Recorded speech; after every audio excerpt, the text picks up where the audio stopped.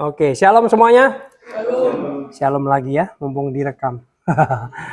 Nah, teman-teman, saya diminta untuk membawakan sesi kalian, ngajar kalian lagi.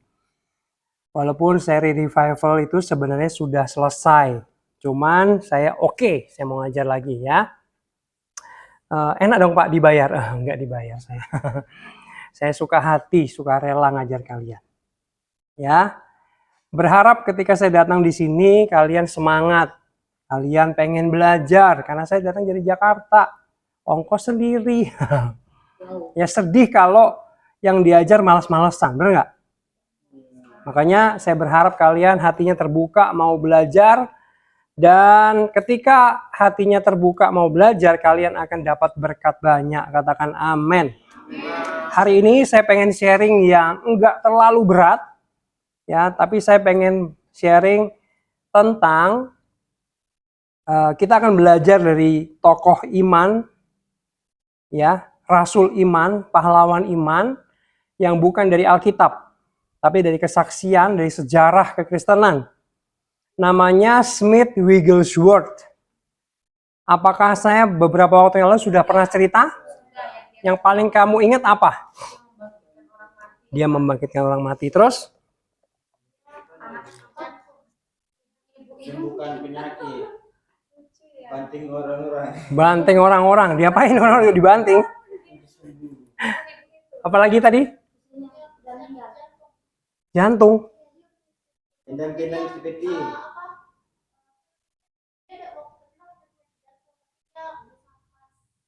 kendang orang mati. Itu ya.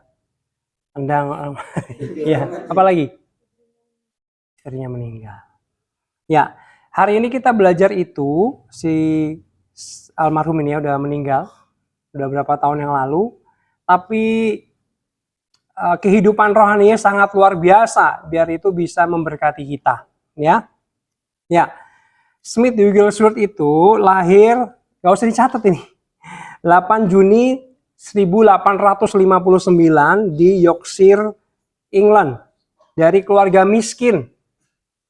Ya, dia 4 bersaudara, 1 perempuan, 3 laki-laki. Smith itu sejak 6 tahun sudah bekerja cabutin labu. Bayangin 6 tahun sampai tangannya itu bengkak-bengkak. Itu sudah diajar kerja oleh orang tuanya, kan orang tuanya miskin. Dan keluarganya bukan orang Kristen sebenarnya. Tapi puji Tuhan, neneknya adalah orang Kristen yang semangat gitu Kristennya. Sehingga setiap hari Minggu, Smith ini diajak ke gereja oleh neneknya.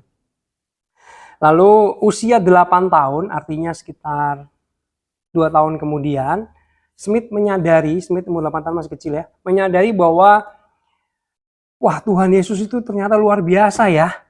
Dan dia menerima Yesus sebagai Tuhan dan Juru Selamat secara pribadi. Ya, sejak itu dia semangat banget, masih kecil loh, untuk memberitakan Injil. Dan yang luar biasa adalah orang yang pertama yang dimenangkan bagi Kristus atau yang diinjili dia yang berhasil siapa?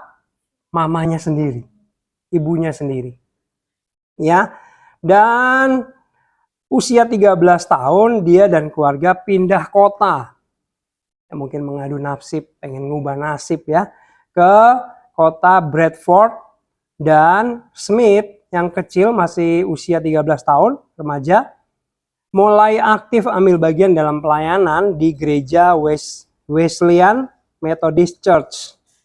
Dan kerohanian terus bertumbuh.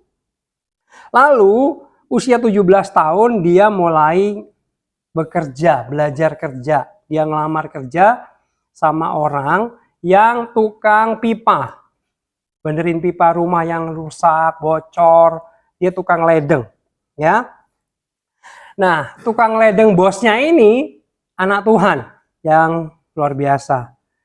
Lalu Smith dikasih tahu bahwa pentingnya baptis dan lain-lain. Akhirnya Smith dibaptis, ya, mengambil keputusan untuk dibaptis. Nah, lalu akhirnya Smith pindah kota. Dia ke Liverpool, kalau suka bola di Inggris.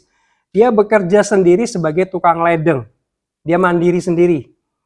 Dan hatinya luar biasa. Di sana dia itu kalau dapat uang, dia suka bantu orang-orang miskin, anak-anak kecil dikasih makan, lalu diajarin firman Tuhan.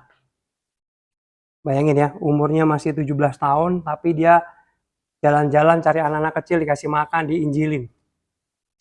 Dan dia suka ke rumah sakit memberitakan Injil, ke kapal-kapal, itu kan dekat kapal ya. Banyak komunitas orang dia coba beritakan Injil. Dan dia akhirnya menikah di umur 23 tahun dengan Mary Jane atau disebut Polly, istrinya. Tahun menikahnya adalah 1882. Istrinya umur 22 tahun, beda 1 tahun. Mereka menikah setelah 30 tahun, punya 4 anak laki-laki dan 1 anak perempuan. Nah, mujizat-mujizat yang dilakukan Smith adalah dia membangkitkan 14 orang mati. Ya, saya pernah cerita ya. Membangkitkan 14 orang mati itu dari buku ini yang saya punya. Ini bukunya. Ini sumber saya cerita Smith. Jadi bukan khayalan. Ini ada bukunya ya. Ini bukunya kuno banget. Kalau saya lihat di sini harganya masih 8.000. Ini saya dapat dari mana saya juga lupa ini. Nah, di dalam sini cerita yang luar biasa. Ini buku terjemahannya lama sekali, cuman buku ini langka. Ketika saya sharing ini di media sosial, banyak yang tanya, beli di mana bukunya? Boleh dong fotoin katanya.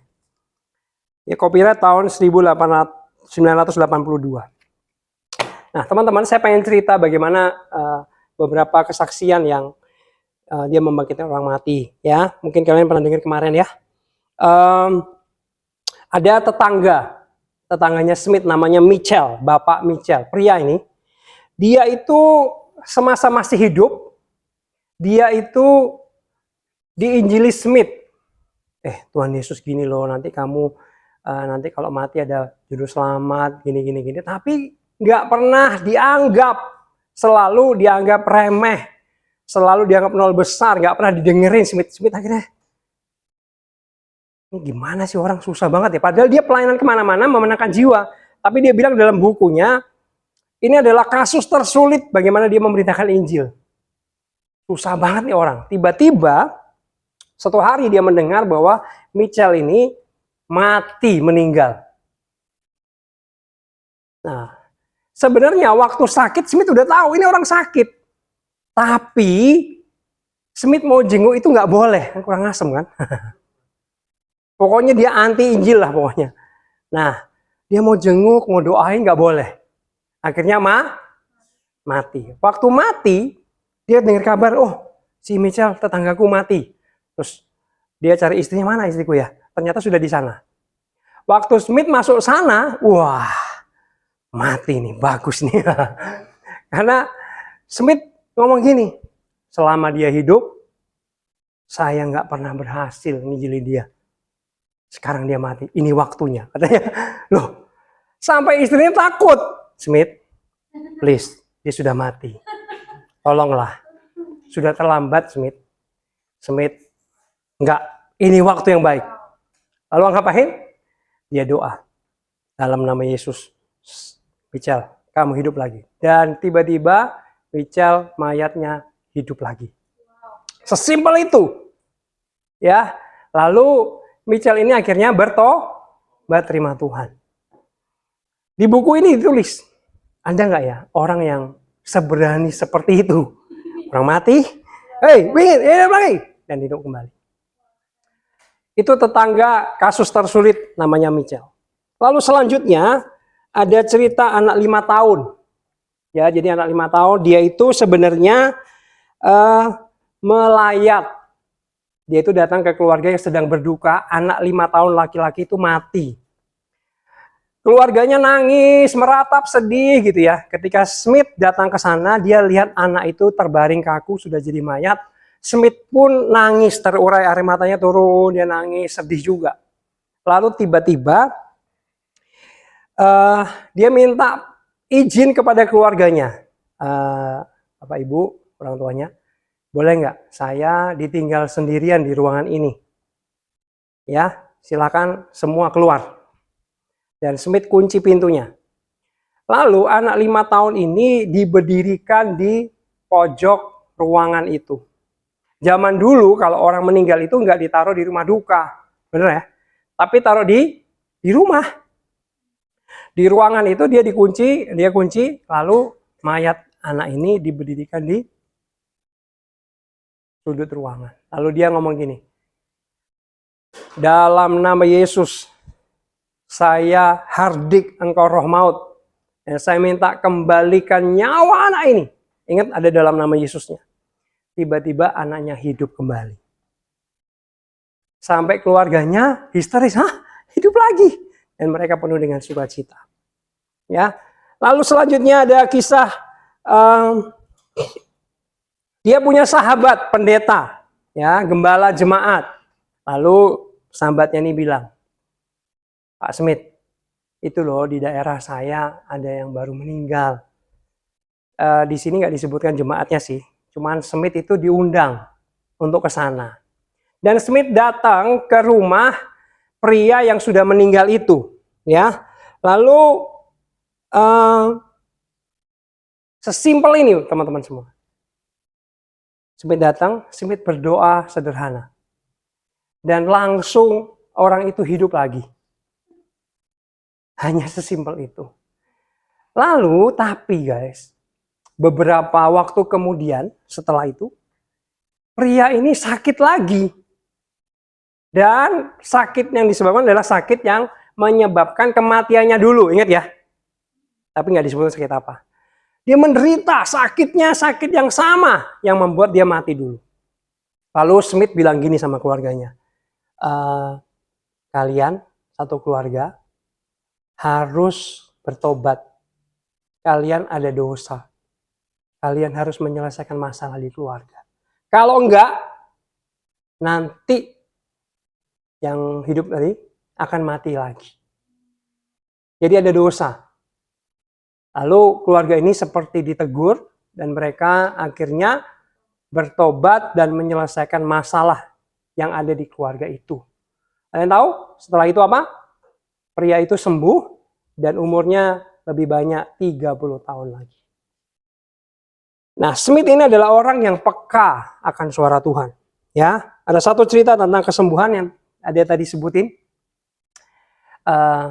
Ini saya dengar bukan dari buku ini, baca dari buku ini, tapi saya dengar dari pendeta di Semarang yang cerita ketika saya dengar khotbahnya, dia bilang gini, Smith itu suatu hari melayat di seseorang yang sudah meninggal, keluarganya undang melayat, lalu entah gimana, gak ada keterangan apa-apa, Smith itu langsung tendang peti matinya, mayat itu, dan sampai mayatnya itu terguling keluar. Kalau kalian di sana serem ya, bayangin lagi hening, teduh gitu ya, tiba-tiba ada orang ngaco nih. Dia tendang peti matinya, itu petinya jatuh, mayatnya terguling keluar, bludak gitu. Lalu dia teriak, dalam nama Yesus, hidup lagi kamu. Dan mayatnya hidup lagi. Terjadi kegemparan di sana, orang pada kabur, teriak-teriak, serem, takut.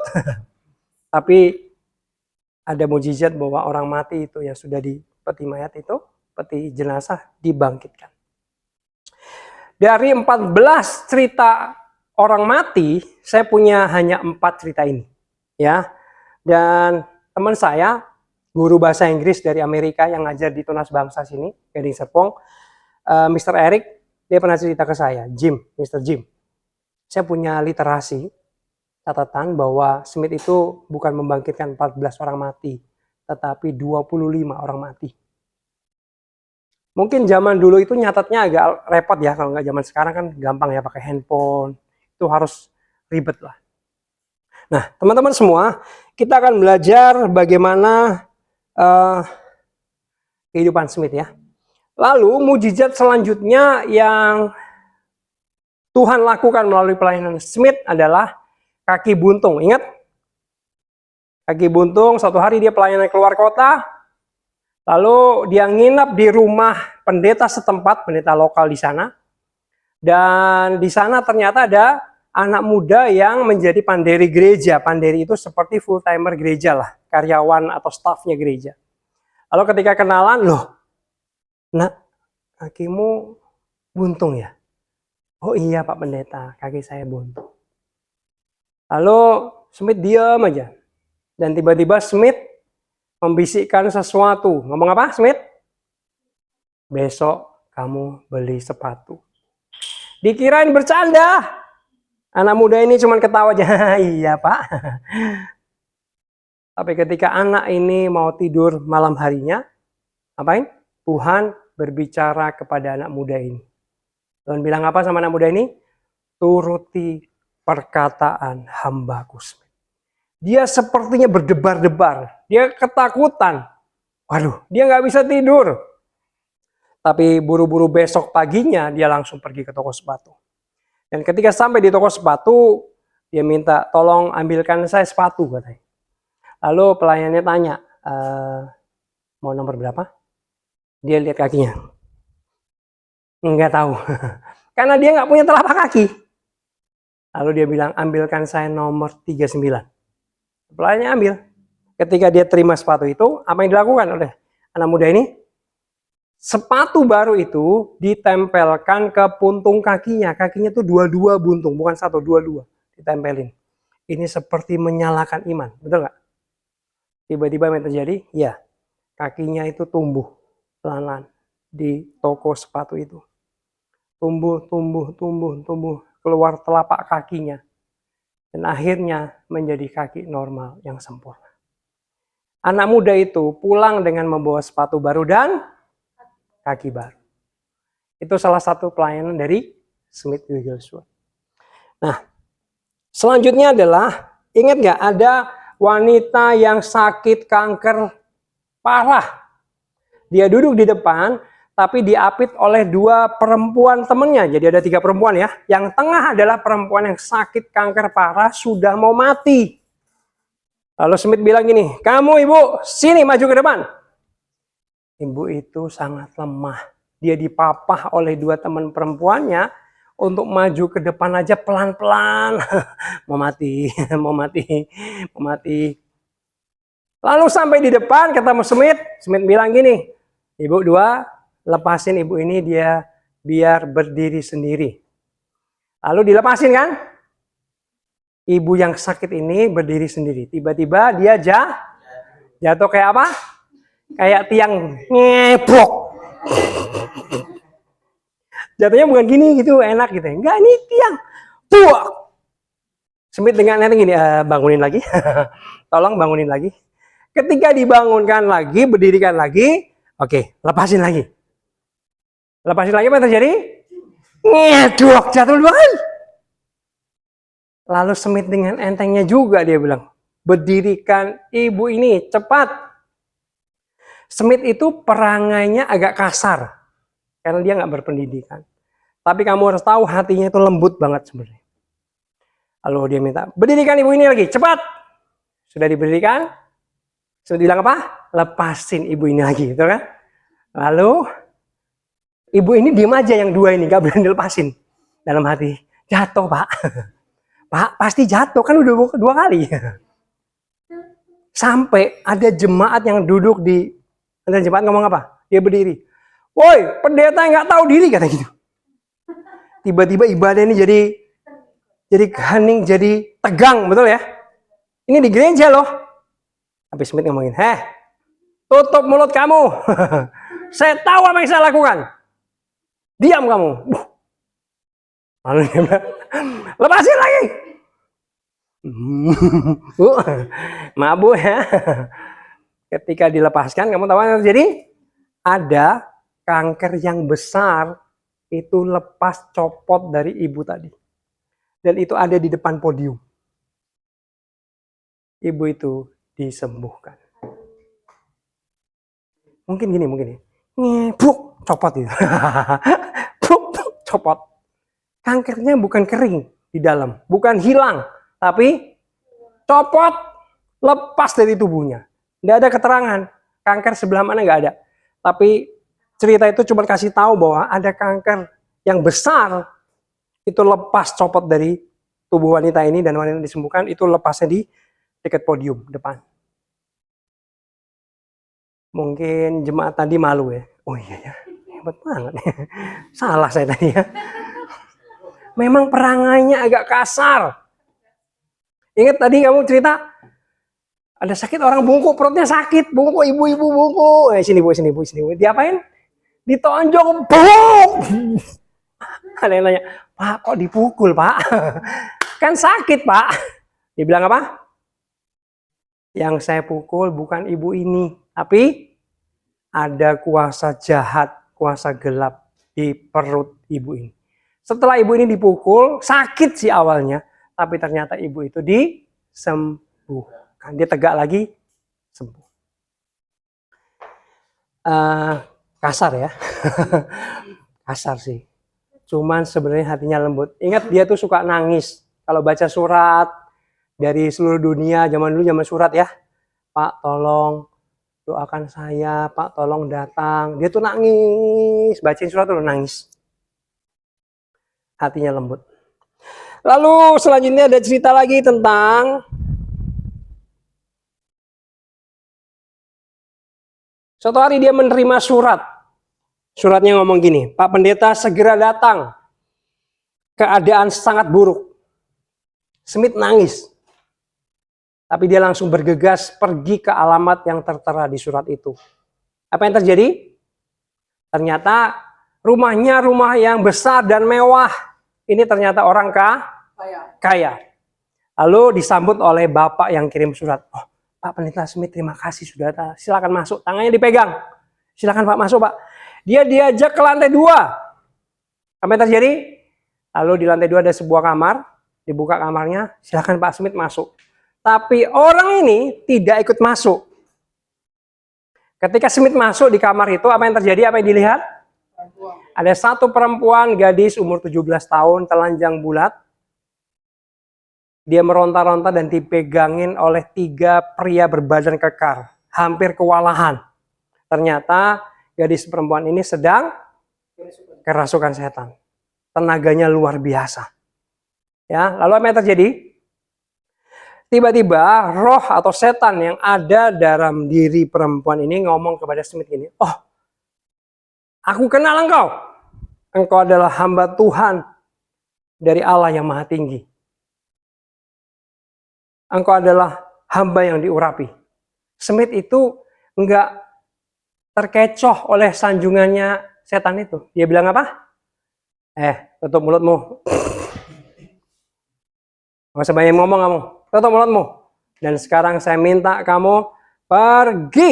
Tinggalkan gadis itu. Sekali ngomong, langsung itu gadis melolong. Setannya keluar semua. Dan tiba-tiba dia sadar, dia telanjang. Lalu dia pengen meninggalkan itu. Ditahan sama bodyguardnya. Smith bilang, udah biarin aja. Gadis itu lari. Meninggalkan ruangan itu, dia ke kamar. Smith di bawah ngopi sama bapaknya. Minum teh 5 menit gitu kan. Tiba-tiba turunlah dari tangga gadis cantik yang sudah pakaian. Padahal 5 menit yang lalu dia mengerikan keracunan setan. Gadis itu dipulihkan. Kuasa yang ada dalam diri Smith itu luar biasa. Nanti kita akan cari tahu apa rahasianya. Ini keren banget.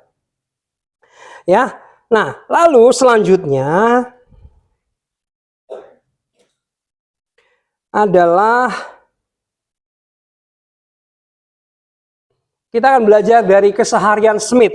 Yang pertama, setiap hari Smith melakukan perjamuan kudus. Saya pernah cerita? Belum. Jadi dalam buku ini diceritakan setiap hari dia melakukan perjamuan kudus. Boleh nggak kita melakukan perjamuan kudus di rumah? Boleh? Boleh.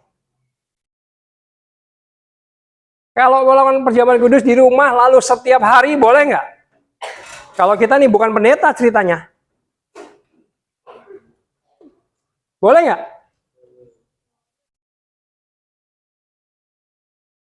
Boleh aja, karena nggak ada larangan di Alkitab. Kalau nggak ada larangan itu sebenarnya boleh-boleh aja.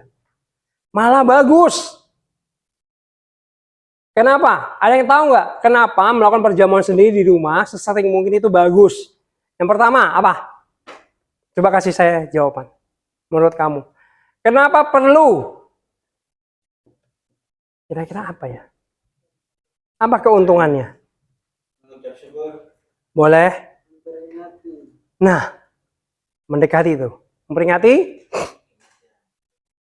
kematian. Lanjutnya? Ada lagi.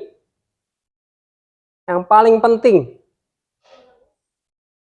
Ada lagi yang lain?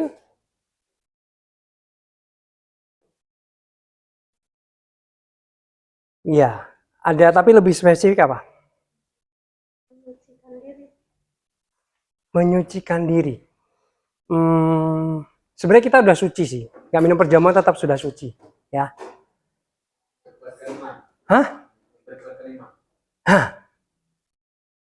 Deket banget. Menurut saya ada dua keuntungan ketika kita melakukan perjamuan kudus. Yang pertama, kita mengingatkan diri kita sendiri bahwa Kristus itu sudah mati buat kita. Amin. Dan kuasanya, woi, diberikan kepada kita. Jangan lupa itu. Amin. Kita ini punya kuasa Allah. Di dalam Kristus kita itu diangkat menjadi anak-anak Allah. Ada ayatnya. Kalau kamu percaya bahwa Yesus adalah Tuhan dan Juru Selamatmu, maka kamu dianggap anak-anak Allah. Kamu disebut anak-anak Allah. Bayangin, kamu diangkat anak oleh Allah, bukan diangkat anak oleh presiden. Ini lebih tinggi dari itu. DNA kita tiba-tiba ada DNA Allah. Lalu dikatakan di situ ayatnya, kamu diberi kuasa menjadi anak-anak Allah. Kamu punya kuasa. Satu, ketika mau perjamuan kudus, kamu punya kuasa. Bukan punya kuasa. Kamu diingatkan lagi bahwa kamu sudah punya kuasa. Lalu yang kedua adalah selain mengingatkan diri kita sendiri, kita mengingatkan siapa? Yesus nggak mungkin lupa. Mengingatkan siapa? Kan tadi mengingatkan diri sendiri yang pertama. Yang kedua mengingatkan siapa? Bukan. Mengingatkan setan. Bahwa setan sudah, itu dia. Ngerti gak? Setan harus diingatin, woi, kamu sudah kalah loh. Jangan sok-sokan loh. Kalau hinggap merasukin anak Tuhan, kamu sudah kalah, minggir kamu. Kita berani melawan setan karena setan sudah kasih tahu. Ingat ya, kamu sudah dikalahkan. Alkitab bilang, kuasa iblis sudah dilucuti bahasanya. Ya, itu kelebihannya sehingga iman kita terus up di atas. Ini kan ceritanya Rasul Iman, pahlawan iman. Ya, Smith ini punya iman yang besar, yang luar biasa. Tapi ingat baik-baik, ada negatifnya kalau kita setiap hari melakukan perjamuan kudus. Apa negatifnya? Ya kalau minum segini anggurnya. Apa negatifnya bisa negatif? Bukan negatifnya, tapi bisa negatif. Apa? Kalau kita jadi rutinitas. Jadi biasa. Ya nggak ada hormat-hormatnya lagi karena sudah itu yang bahaya. Merendahkan secara tidak sadar. Meremehkan, menganggap itu hati-hati ya. Kalau kamu lagi nggak fokus, mending nggak usah. Nah, Kak, beli di mana anggur perjamuan sama roti perjamuan? Beli di mana? Online. Beli di online, kan saya pernah beberapa kali beli di online, langsung dikirim ke rumah. Ya, nah boleh nggak kita minum sembarangan, makan sembarangan anggur perjamuan dan roti perjamuan? Boleh nggak? Boleh. Itu kan roti biasa. Asal belum didoa. Kalau sudah didoakan, jangan minum makan sembarangan. Harus dengan hormat. Ini adalah lambang tubuh dan darah Yesus. Ya, kita minum.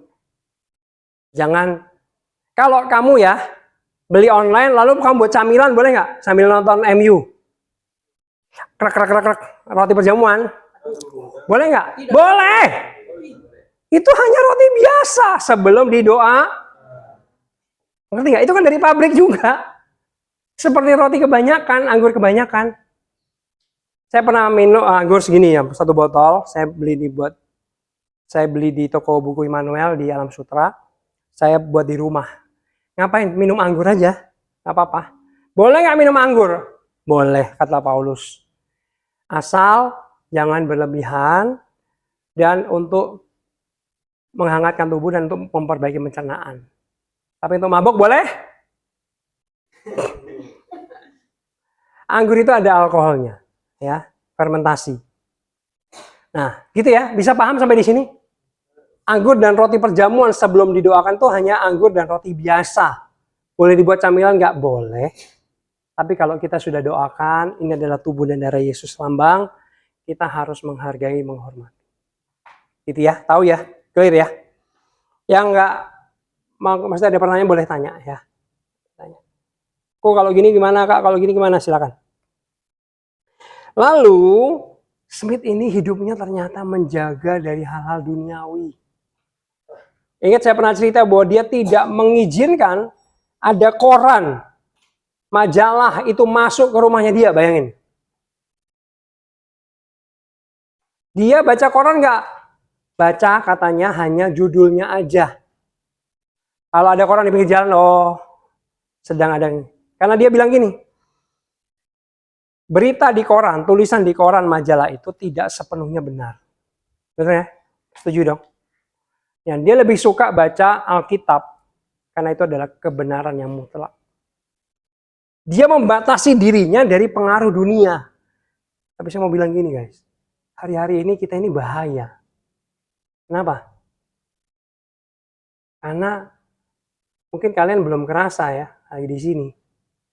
Handphone kalian dikumpulin ya. Pegang handphone kan Sabtu Minggu ya. Nah, coba kalau nggak ada larangan dikumpulin, kamu bebas 24 jam. Kayak saya kan sekarang bebas. Itu kadang-kadang bisa menyita perhatian kita. Menyita waktu kita. Tiba-tiba scroll TikTok udah 2 jam loh. Udah 2 jam men. Lihat Instagram sudah 1 jam. Tadi Ko Erik sempat sampaikan ya. Nah itu guys, itu mempengaruhi kita. Benar nggak? Hal-hal duniawi yang kita masukkan, itu akan nyantol di pikiran kita. Dan kamu tahu nggak? Akan menjadi nasib kita. Guys, dengar baik. Pikiranmu itu adalah medan pertempuran. Apa yang kau masukkan dalam pikiranmu akan menjadi hidup kamu. Makanya saya bilang, boleh nggak orang nonton bioskop? Boleh, saya nonton bioskop. Tapi pertanyaan besarnya adalah, kamu masukkan ke pikiranmu banyakkan duniawi atau rohani? Kalau banyak duniawi, dengar baik-baik, hidupmu akan seperti orang dunia. Nasibmu akan seperti orang dunia. Jadi kita hidup ini di dunia yang sudah cemar, yang aksesnya mudahnya luar biasa masuk di pikiran kita, benar nggak? Apalagi pegang handphone. Kamu cari apa aja, aksesnya di sini semua ada. Ya. Nah, teman-teman, kita belajar apa dari Smith yang tidak mau memasukkan koran dan majalah? Yuk, proteksi diri kamu dari hal-hal duniawi. Amin. Kamu boleh baca bacaan duniawi, boleh. Keuangan, cara manajemen, pekerjaan, boleh. Tapi jangan melupakan hal-hal rohani. Kasih makan itu roh kamu. Amin. Baca hal-hal rohani, dengerin hal-hal rohani. Pujian penyembahan di YouTube, khotbah-khotbah. Hampir setiap hari saya dengerin khotbah. Minimal 1 kali. Kenapa? Karena saya sadar saya butuh makanan rohani. Dari semua hamba Tuhan yang saya pikir saya perlu belajar, saya akan dengerin khotbahnya. Ya, baca Alkitab supaya pikiran kita ini dipenuhi oleh firman. Sekarang pertanyaannya gak usah angkat tangan. Banyakan mana yang kamu masukkan hal duniawi atau rohani? Ya mungkin di Hope Asia ini hal-hal rohani. Benar nggak? Tapi kehidupanmu yang asli itu guys, bukan di Hope Asia. Halo. Nanti kalau kamu ada di sini, kamu akan menghadapi peperangan dirimu sendiri dengan dunia ini. Ya, hati-hati pikiranmu. Lalu dia bilang gini, dia itu selalu membawa firman Tuhan, Alkitab kecil di saku bajunya. Dia bilang gini, kalau saya nggak bawa Alkitab di saku saya seperti belum berpakaian lengkap. Dan bukan hanya di saku doang. Dia kalau kemana-mana naik kereta, naik mobil, jalan, dia tidak pernah dalam bukunya nih, lebih dari 15 menit gak baca Alkitab. Oh my God. Gak pernah lebih dari 15 menit dia gak baca Alkitab. Makanya kalau baca Alkitab, Alkitab bilang apa? Iman timbul dari pendengaran, pendengaran akan firman. Gak heran, imannya dia gede banget. Benar gak? Karena dia selalu isi hidupnya dengan firman. Siapa yang sudah tamat Alkitab? Kejadian sampai Wahyu, angkat tangan. 1. Yang lain 2. Yang lain baca Doraemon. Kamu orang Kristen minimal punya 1 target dalam hidupmu. Baca Alkitab sampai tamat. Saya bukannya mau sombong, tapi saya mau kasih tahu kamu bahwa saya sudah 4 kali khatam Alkitab. Itu sebenarnya sedikit sih. Kalau orang mau benar-benar baca Alkitab. Ahok bukan pendeta. Dia udah puluhan kali baca Alkitab tamat. Ya, saya mendorong kamu yang belum pernah selesai Alkitab. Ayo, itu salah satu tujuan hidup kamu. Kak, nggak ngerti. Nggak apa-apa nggak ngerti. Baca aja terus. Masukin terus. Karena itu kebenaran. Itu kebenaran. Banyak buku yang bestseller di dunia ini. Betul nggak? Banyak buku yang keren kasih pengetahuan. Tapi dengar baik. Hanya ada 1 buku di dunia ini yang punya kuasa Allah. Yaitu Alkitab. Banyak orang Kristen punya Alkitab. Tapi sayang nggak pernah dibaca. Di sini nggak ada sih. Di sana ada. Di sini nggak ada. Nggak ada yang ngaku. Banyak orang Kristen Alkitabnya berdebu di rumah. Kamu harus punya Alkitab kamu sendiri. Kalau bisa jangan mengandalkan Alkitab elektronik yang ada di handphone.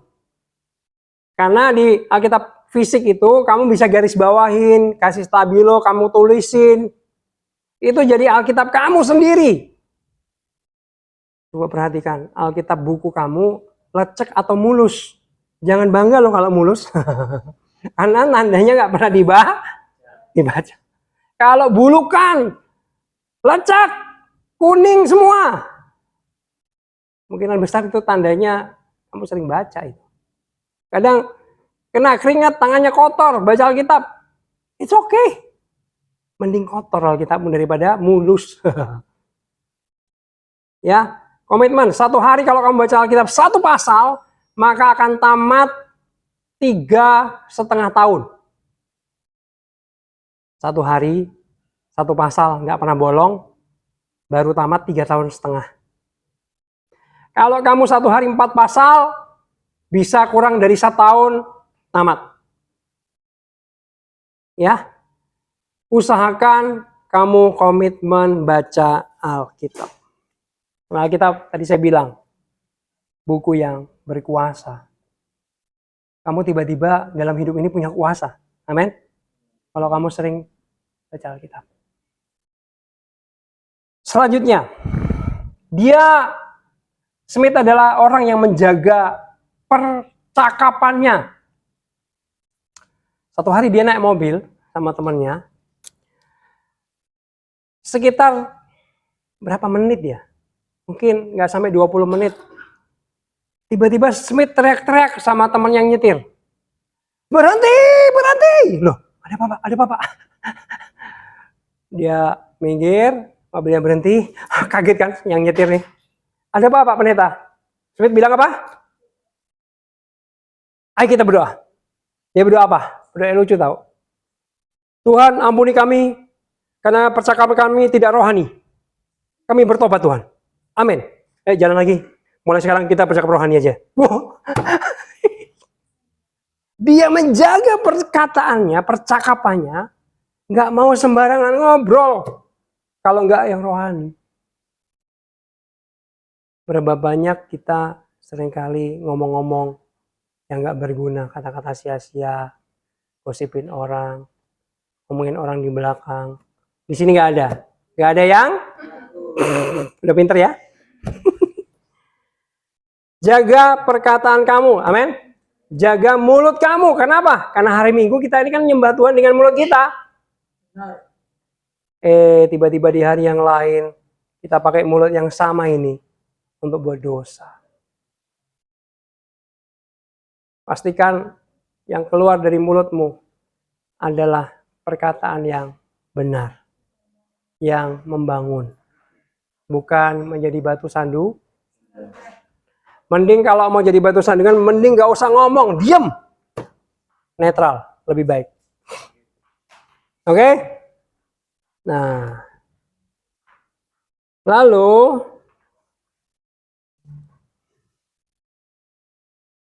ada orang yang ketika mampir di rumahnya, mereka yang pernah mampir di rumahnya, masuk ke dalam rumahnya, selalu punya kesan yang sangat positif. Mereka rata-rata bilang gini, oh my God, di rumah Smith itu serasa di suasana surga.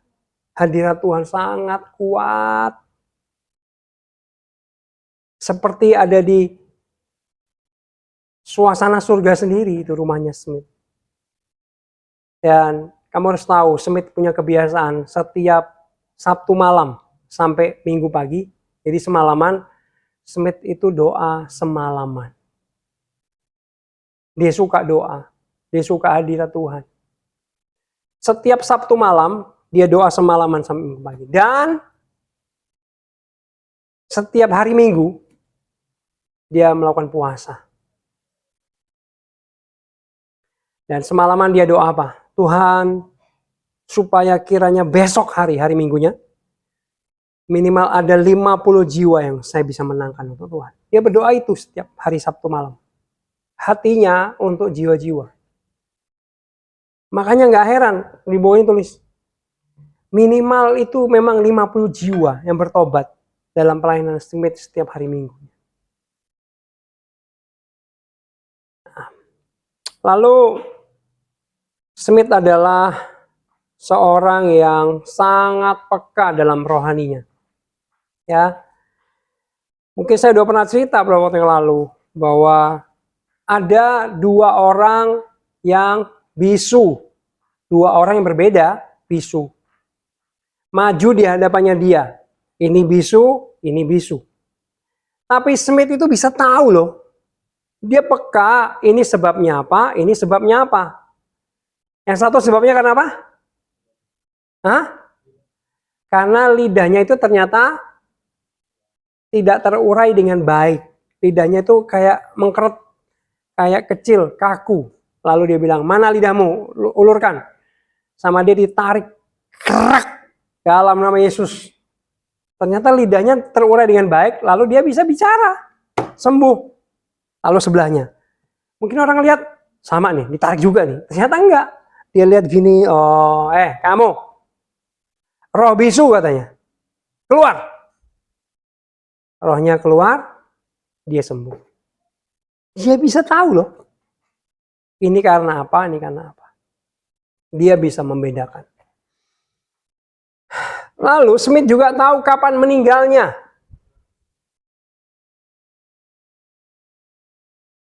Sebenarnya waktu dia sakit, sebenarnya dia bukan sakit jantung, tadi ada yang bilang mungkin. Dia itu punya sakit ginjal. Ginjalnya parah. Tapi saya mau kasih tahu ya, sebelum dia pelayanan,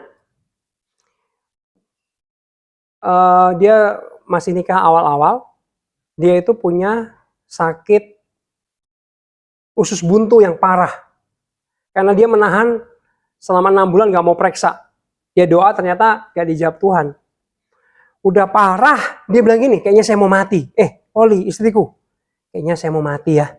Hah, saya sakit ini. Terus akhirnya Oli periksa, harus ke dokter. Dokter datang diperiksa, ya ampun ini akut banget, udah parah. Usus buntunya parah. Lalu tiba-tiba ceritanya ada satu anak kecil dengan ibunya datang ke rumah. Lalu tiba-tiba anak ini, kecil ini mendoakan Smith. Dan sejak itu mujizat terjadi, anak kecil itu mendoakan Smith dan Smithnya sembuh. Jadi Smith itu pernah mati karena usus buntu. Tapi didoakan anak kecil, Smith hidup lagi. Sembuh lagi. Lalu cerita dia punya sakit batu batu ginjal itu ngeri banget, udah 6 tahun. Kadang-kadang ya teman-teman, dia itu KKR doain orang sakit. Tapi ternyata dia sedang pendarahan. Itu celananya basah dengan darah. Dia harus ke kamar mandi dengan kesakitan. Padahal dia sering doain orang yang sembuh loh. Halo. Tapi dia sendiri nggak disembuhkan. Dia ke kamar mandi, kadang-kadang dia keluarin batu lewat kemaluannya. Sampai dia kumpulin tuh batunya, ada ratusan batu. Dia nahan kesakitan yang luar biasa. Dan dia bilang gini, ketika periksa dokter, harus dioperasi. Saya bilang, no. Tidak ada satu pisau dokter pun yang akan membedah tubuh saya sampai saya mati. Jadi dia nggak mau. Dan memang terjadi mujizat bahwa batunya itu keluar semua dan dia akhirnya sembuh benar-benar dari sakit batu ginjalnya. Ya, lalu dia itu sebenarnya sudah waktunya selesai, udah mau mati waktu sakit ginjal itu, dan dia nego sama Tuhan. Tuhan, saya minta 15 tahun lagi perpanjangan umur. Karena saya mau melayani jiwa-jiwa lebih lagi. Dan Tuhan dengar perpanjangan umur 15 tahun. Ini terjadi juga di Alkitab. Raja siapa? Yang diperpanjang Tuhan umurnya 15 tahun. Jadi ketika raja ini sakit, Nabi Tuhan datang. Nabi ini bilang gini, kamu akan mati. Rajanya apa? Nabinya kan balik mau meninggalkan kan? Lalu Tuhan ngomong sama nabinya, kasih tahu, gak jadi mati, umur 15 tahun lagi. Sebab ketika nabinya pergi, raja ini memalingkan badannya ke tembok, lalu dia tuh berdoa, Tuhan, kasihani aku mau perpanjangan umur. Akhirnya Tuhan ngomong sama nabinya balik lagi, ralat katanya, diganti. Kamu akan perpanjangan umur 15 tahun. Benar-benar terjadi. Dan itu pun terjadi sama Smith Wigglesworth. Dan ketika dia detik-detik mau mati, dia bilang gini,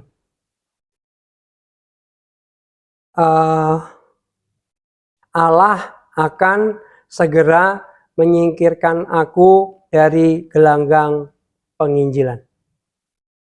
Dia bilang, Allah akan segera menyingkirkan aku dari. Beberapa hari setelah dia ngomong gitu, dia mati. Matinya unik teman-teman, bukan sakit. Matinya itu dia ngelayat ke orang meninggal, dia kesandung, jatuh, mati. Sesimpel itu. Ya. Dalam usia yang ke 87 tahun. Dia meninggalnya umur 87 tahun. Ya.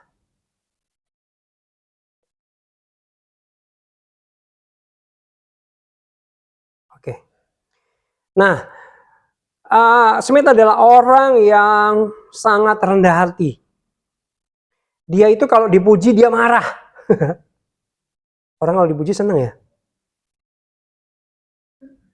Pelayanan bagus ya, seneng ya. Tapi Smith itu marah. Jangan puji saya.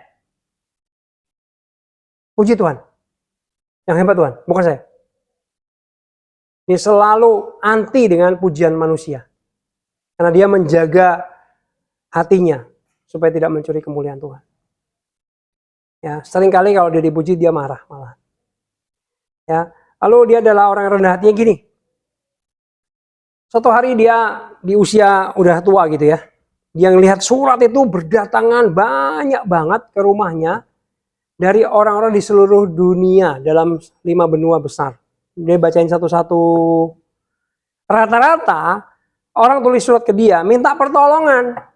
Smith, tolong datang. Smith, bantuin aku di negara ini. Smith, tolong. Lalu dia malah sedih. Dia sampai pukulin kepalanya. Duas.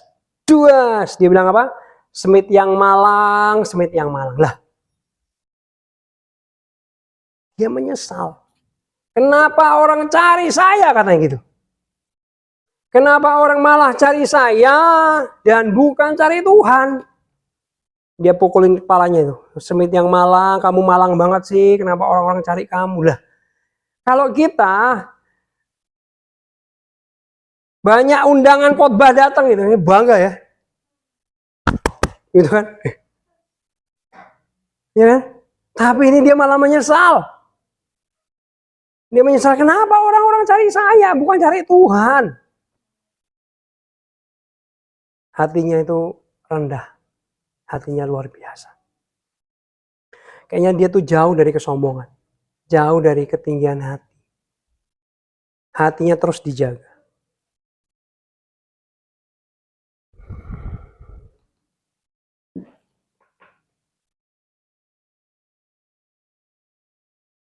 Lalu ada satu kesaksian lagi bagaimana kerongkongan yang rusak selama 11 tahun. Nggak bisa makan. Minumnya hanya, makannya hanya makanan itu dicairkan. Di jus gitu loh kira-kira. Masukin selang baru bisa orang ini makan. Nah, Smith itu nggak doa. Sembuh ya? Nggak. Tapi dia cuma bilang gini, kamu pulang, minta istrimu masakin masakan paling enak katanya. Besok kamu datang ke sini lagi. Jadi biasanya ibadah KKR itu waktu dulu itu berhari-hari, tahu ya? Bisa 5 hari, 3 hari. Nah, dia bilang, kamu pulang ya, pulang nih sekarang, ngomong sama istrimu, minta dimasakin yang paling enak. Dan besok kamu datang, kamu cerita apa yang terjadi. Dan besok dia bersaksi, dia sudah sembuh dan bisa makan. Nggak didoain. Tapi sepertinya kalau dia pulang minta dimasakin itu, dia sedang menyalakan iman, bener nggak? Bahwa aku pasti sembuh. Nangkap, bisa nangkap ya? Iman itu kan gini, percaya walaupun belum melihat. Kalau kamu sudah lihat lalu kamu percaya, itu bukan iman, itu amin. Tahu ya, iman itu nggak lihat, belum lihat tapi percaya. Nah, kalau Smith diundang pelayanan, dia itu akan pegang kendali penuh dari awal ibadah sampai selesainya. Dan jemaat nggak tahu nih arahnya habis ini ngapain, nggak tahu. Jadi semua dalam kendali dia, dan dia mengeksplor Roh Kudus bekerja. Kalau kita kan biasanya 2 lagu lambat, 1 lagu cepat, 1 lagu lambat, khotbah gitu ya. Ini nggak ada nih. Ini cuman diserahkan kepada Smith. Nanti tiba-tiba Smith khotbah dulu, Smith doain orang, terserah dia pokoknya. Karena jemaat itu percaya bahwa Smith itu dalam kuasaan Roh Kudus. Ya. Lalu suatu kali Smith pernah naik kereta. Ya. Dalam naik kereta itu dia ketemu dengan seorang ibu dan anaknya perempuan. Ngobrol-ngobrol lah mereka, dan Smith tahu bahwa mereka berdua dalam kondisi yang sakit, sedang dalam perjalanan ke rumah sakit. Lalu Smith memancing ibu dan anak ini ngomong gini, Bu, nak, di kantong saya ini, saya punya sebuah obat yang sangat mujarab. Bahkan belum pernah sekalipun gagal menyembuhkan orang sakit. Coba bayangkan, ada seorang ibu dan anak sedang sakit kesakitan, lalu ada orang ngomong kayak gitu. Kepengen nggak? Ini sebenarnya pancingan Smith. Lalu ibu ini bilang, waduh, saya mau dong 1 dosis saja.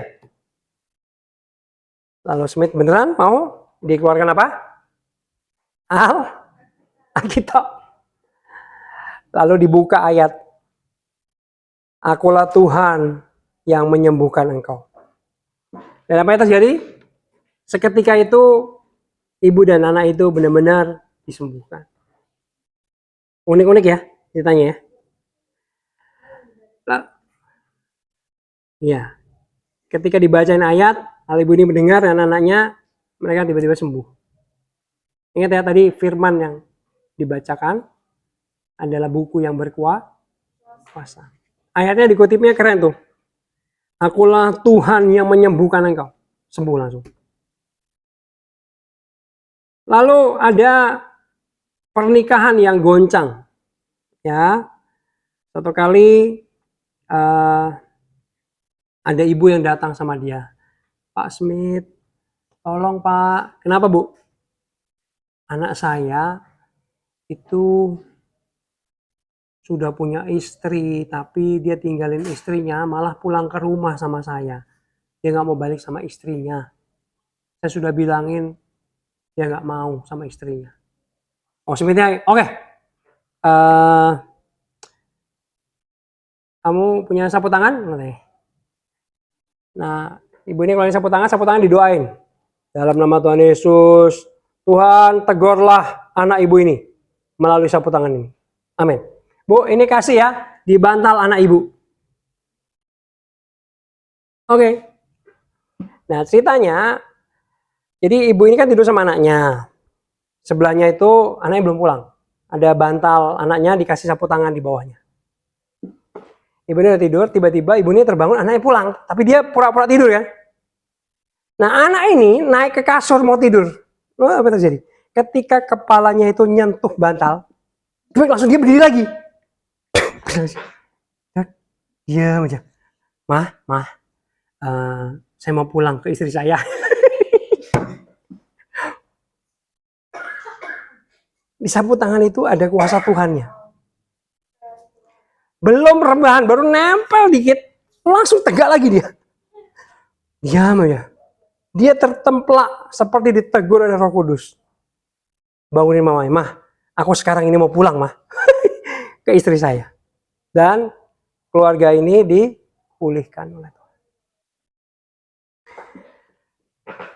Lalu bayangannya dia menyembuhkan. Oh my God. Ini terjadi di San Francisco ketika dia pelayanan ke sana. Saking banyaknya orang yang ingin mendengarkan dia berkhotbah, ya, dia melayani itu sambil jalan-jalan karena sangat banyaknya orang. Dia jalan-jalan dan ketika bayangannya nyentuh orang-orang sakit, ternyata orang-orang sakit itu ditaruh di pinggir jalan. Karena Smith ini itu udah terkenal kondang kemana-mana.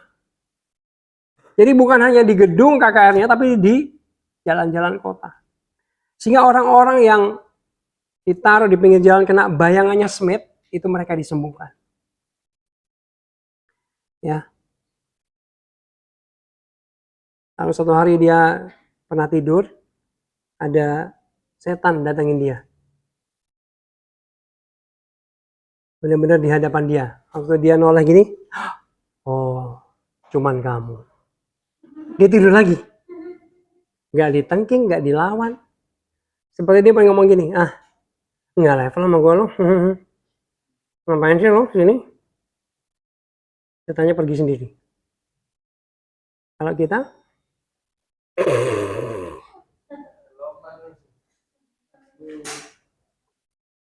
nggak lah ya, kita juga berani lah ya, amin.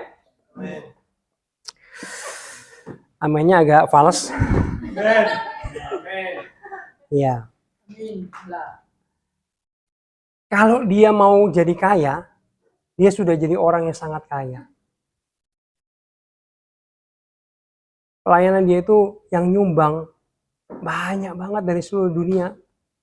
Kalau dia mau memperkaya diri nih, dia sudah menjadi miliarder. Tapi kalian tahu nggak? Dia terima uang, sebagian besar itu dia sumbang ke badan misi yang diselenggarakan oleh anak dan menantunya untuk penginjilan di Kongo. Kalau dia mau memperkaya diri nih, dia jadi orang kaya. Tapi dia nggak mau. Berapa banyak sama Tuhan yang sekarang terkenal dikit, kaya banget. Ya semoga nggak memperkaya diri ya. Pendeta kaya boleh nggak sih? Boleh. Tapi kalau imannya bergeser, Tuhannya jadi mamon yang repot. Pendeta pakai jam 2 miliar boleh nggak? Boleh. Kan ada ribut tuh, rame. Ya kan? Ada rame kan? Ada satu akun di Instagram yang hanya menyoroti apa yang dipakai oleh pendeta. Bajunya ini harganya sekian. puluhan juta, baju itu loh 1 puluhan juta. Akun ini seperti nggak suka emang. Apaan sih pendeta?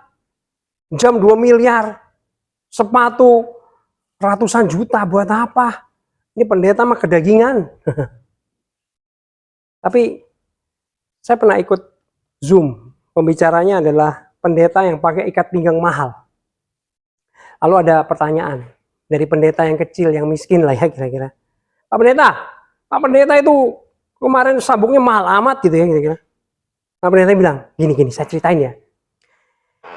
Saya itu memang pakai sabuk ikat pinggang ini mahal. Tapi kamu tahu nggak? Itu diapain? Dikasih jemaat. Bukan beli sendiri. Emang nggak boleh kalau saya pakai dikasih jemaat? Boleh nggak? Boleh dong. Jadi kita jangan seudon dulu ya. Jangan-jangan itu dikasih orang bukan beli. Itu ya kira-kira ya. Jangan seudon ya. Oke, teman-teman, saya berharap kita belajar dari kisah Smith Wigglesworth ini ya. Ada pertanyaan nggak?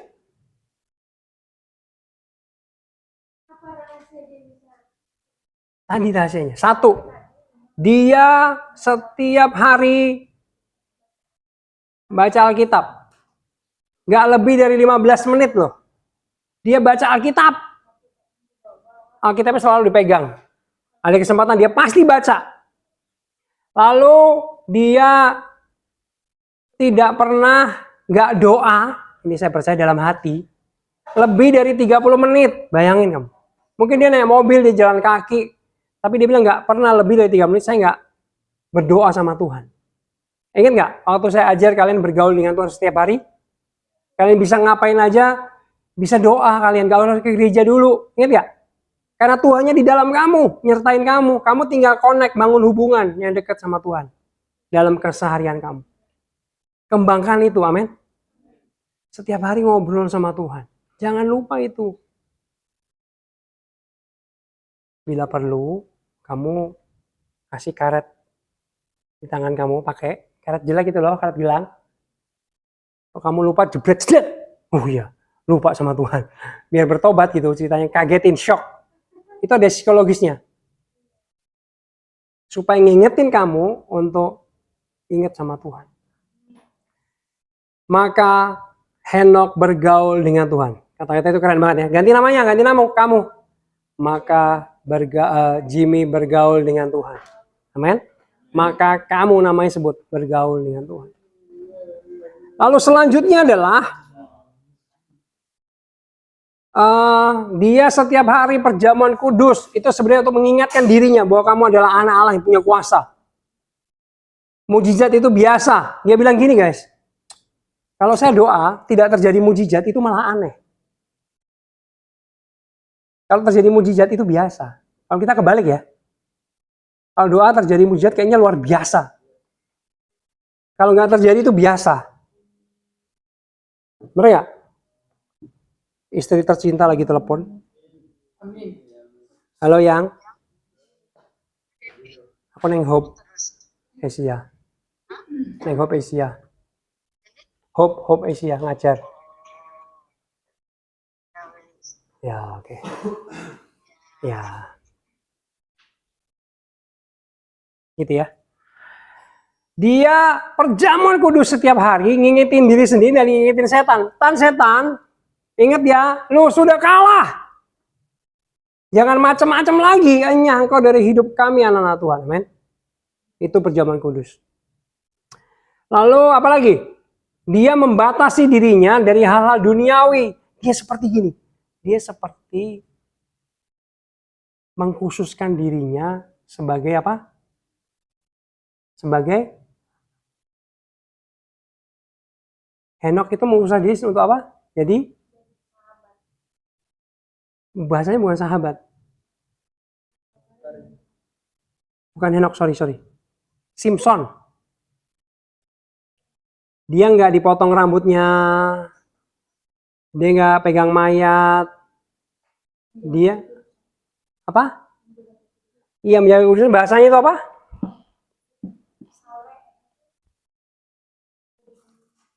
Dia mengkhususkan dirinya sebagai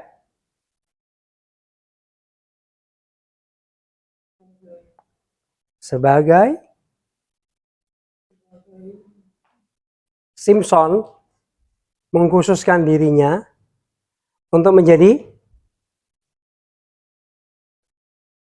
5 huruf depannya N. Bukan. 5 huruf depannya N.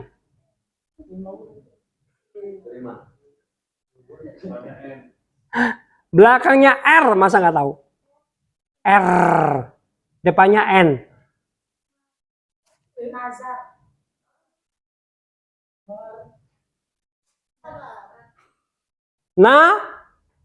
Nazir.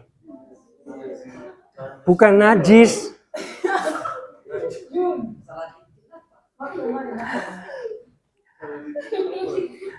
Najis sama nazir itu salah dikit sih, tapi bedanya wow. Nazir itu apa? Mengkhususkan diri untuk Tuhan. Dia nggak dipotong rambutnya, dia nggak boleh minum anggur, dia nggak boleh pegang mayat, bahkan orang tua yang mati nggak boleh dipegang. Untuk Tuhan. Ini mirip. Biasanya yang jadi nazir Allah itu hidupnya dahsyat dipakai Tuhan. Oke? Ada pertanyaan lagi? Yuk. Saya mendorong kalian punya hidup yang seperti Smith ya.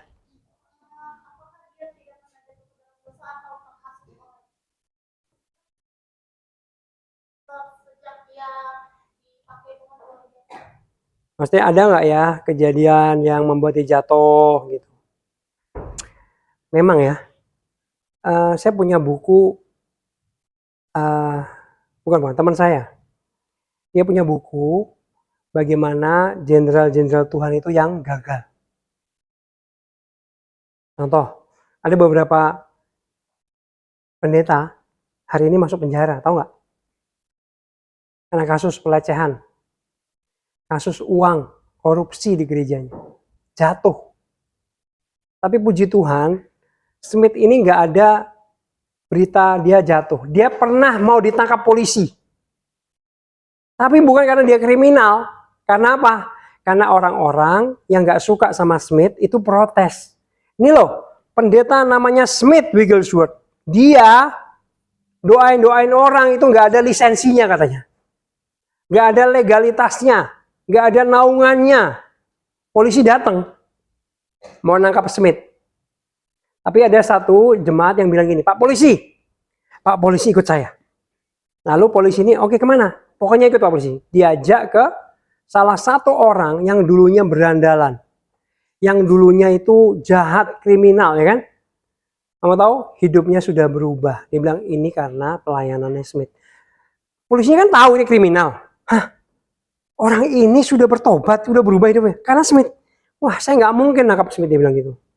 Walaupun dia sudah dapat surat loh dari kepolisian untuk dia harus menangkap Smith, tapi dia nggak mau karena dia lihat dengan nyata bahwa Smith ini menolong orang, menobatkan orang, masa ditangkap, penjarain. Nah dia ya udah nanti saya akan bilang ke atasan, walaupun saya diapa-apain, saya tetap nggak mau nangkap karena saya lihat dengan langsung bahwa ini malah jadi apa ya? Jadi obat buat masyarakat, jadi jawaban buat masyarakat, jadi perubahan hidup yang merubah banyak orang. Smith pernah mau ditangkap polisi, tapi bukan karena kriminal. Tapi karena memang ada orang yang nggak suka. Pernah jatuh dalam dosa nggak Smith? Saya sudah belajar Smith ini udah banyak apa? Materi ya, banyak sumber. Cuma saya nggak pernah nemu. Cuman yang tadi doang itu loh, dia ngobrol 20 menit bukan hal rohani, itu dianggap dosa. Langsung dia bertobat. Jadi sepertinya dia tuh menjaga hidupnya benar-benar. Oh iya ya, yang kisah dia membangkitkan 14 orang mati salah satunya istrinya sendiri ya. Jadi dia itu tiba-tiba istrinya kena serangan jantung. Loh mati. Waduh, dia sedihnya luar biasa. Lalu dia hardik itu maut. Hai maut, aku minta kau kembalikan nyawa istriku dalam nama Yesus. Istrinya hidup lagi. Istrinya bilang gini, loh Smith, ngapain kamu panggil aku lagi? Waktuku sudah selesai Smith. Kayaknya gini ceritanya, mungkin ya. Kalian pernah dengar malaikat pencabut nyawa? Tugasnya itu kan nyambutin nyawa kan? Bener gak? Oh ini waktunya habis, cabut mati gitu kan? Cabut mati kan? Nah mungkin ketika dia udah pegang nyawanya si Polly istrinya, nah Smith itu kan punya kuasa ya, bener gak? Hei, malaikat maut kembalikan. Lalu dia kan dalam nama Yesus tuh. Ingat ya, setan malaikat itu takluk dalam nama Yesus. Bener gak? Ketika diperintahkan, ya aku kembaliin. Dibalikin lagi. Lalu di situ Polly bangun kan. Smith, ngapain kamu suruh aku kembali lagi? Waktuku sudah selesai. Aku nggak bisa hidup tanpamu sayang. Kira-kira gitu. Beneran itu? Iya, tapi waktuku sudah selesai. Lalu akhirnya Tuhan sendiri yang berbicara kepada Smith. Aku akan bawa pulang istrimu dan dia akan hidup bersama dengan aku di surga. Akhirnya Smith menyerah. Ya udah, mati lagi. Istrinya mati akhirnya. Nah, dia rilis, ya udah. Kalau kamu waktu udah selesai, ya udah aku. Dia sedih tapi sebenarnya dia sedih. Dan saya dapat itu kesepian sebenarnya. Itu pelayanan sendirian. Lalu dia doa gini, Tuhan, aku minta urapan istriku, karena istrinya pelayanan juga, diberikan kepadaku. Urapan kuasa pelayanan Polly itu diberikan. Dia minta sama Tuhan. Dan menurut yang saya dengar, yang saya baca, sejak itu pelayanan Smith jadi lebih banyak, berkuasa luar biasa. Jadi seperti dia dapat double porsi dari Tuhan. Itu yang terjadi. Ya, tapi dia memang hidupnya itu benar-benar mengalahkan apa ya, kedagingannya dia, benar ya? Karena kita ini hidup kan tarik-tarikan, daging sama roh, benar nggak? Sekarang pertanyaan saya nggak usah dijawab ya, perenungan aja. Kuat mana dagingmu sama rohmu?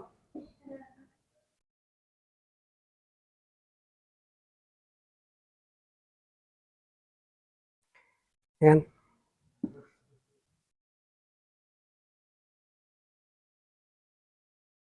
Oke, saya senang ada pertanyaan. Ada pertanyaan lagi?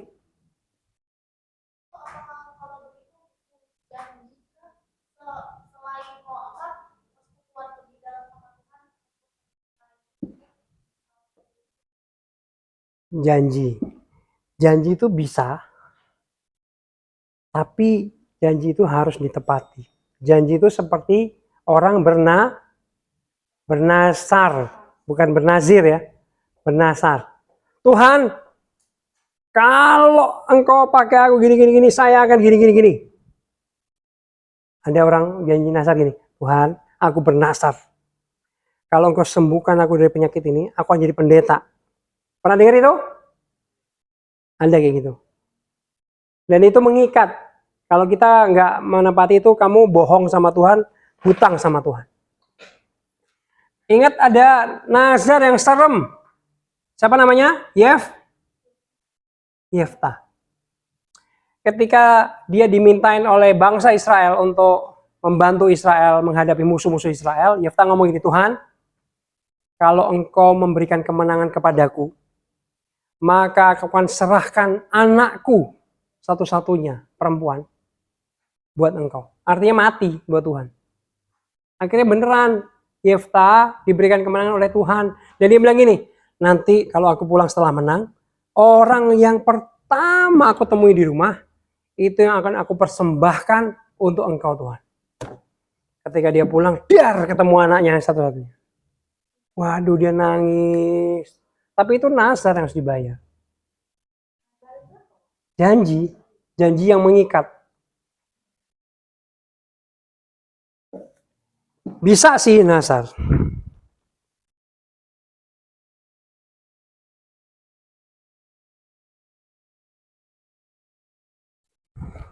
Kalau kamu jaga kekudusan ya, jaga perkataan tadi ya, jaga hati, Smith kan gitu kan, jaga mata dari bacaan-bacaan ya, maka hidupmu itu kudus, benar nggak?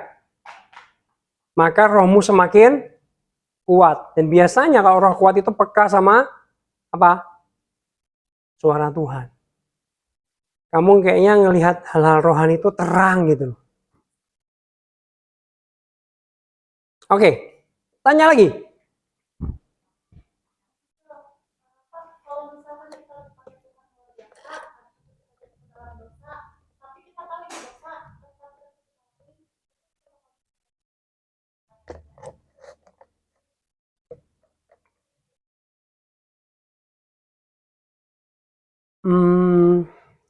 Kalau kita ada pertanyaan, usahakan cari jawabannya di Alkitab.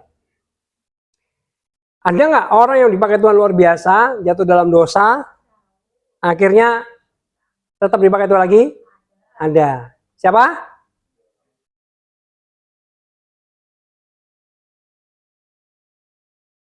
Daud sih juga iya ya. Tapi ingat, jatuh dalam dosa, ingat ya, ada namanya akibat dosa. Ngerti nggak? Konsekuensi dosa, kamu nanggung itu. Contoh, Daud ketika jatuh dalam dosa, dia itu sebenarnya dosanya apa?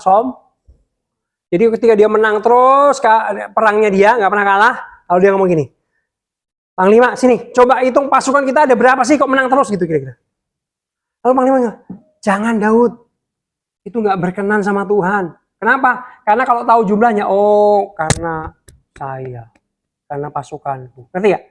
Tuhan itu ngelarang, nggak usah dihitung, itu karena gua, katanya. Tapi Daud tetap maksa, hitung pokoknya. Wah akhirnya dihitung. Dihitung, jumlahnya sekian. Tapi Tuhan nggak berkenan, Tuhan marah. Dan katakan Daud berdosa di hadapan Tuhan.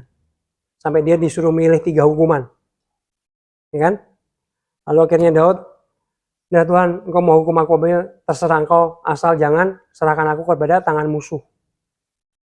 Akhirnya apa yang terjadi? Anaknya bangkit, memberontak, kudeta kepada Daud. Ini Alkitab kita sama nggak ya? Sama kan? Akhirnya bayangin ya, Daud yang sudah jadi raja itu, dikudeta anaknya. Duas, anak jadi raja, dia jadi buronan. Bayangin. Dikejar-kejar anaknya. Itu hukuman harga harus dibayar. Tapi setelah itu, Daud bisa dipakai Tuhan nggak?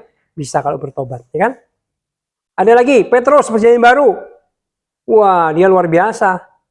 Terus dia menyangkal Tuhan Yesus sampai berapa kali? 3 kali. Lalu dia pengen pensiun dari hamba Tuhan. Dia mau jadi nelayan lagi. Lalu dia dapat sepertinya penglihatan. Tuhan datang menghampiri dia. Lalu, Petrus, apakah engkau mengasihi aku? Iya Tuhan. Sampai 3 kali. Akhirnya Petrus diminta untuk jadi pendeta lagi. Kira-kira gitu. Ya. Akhirnya Petrus dipakai Tuhan. Bahkan lebih dahsyat dan luar biasa. Ketika dia khotbah, ada berapa ribu jiwa yang bertobat?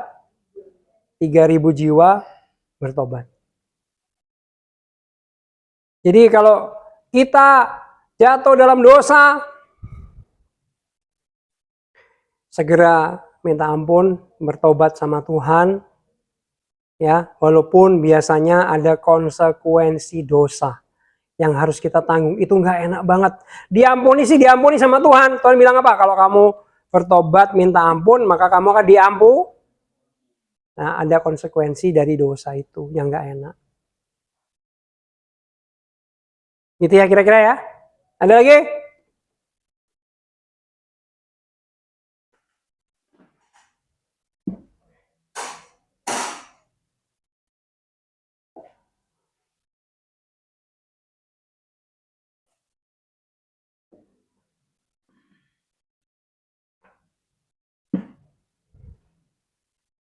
Aman. Ada lagi? Atau kalau nggak ada di materi ini, kalian ada pertanyaan yang lain kah? Siapa tahu saya bisa bantu.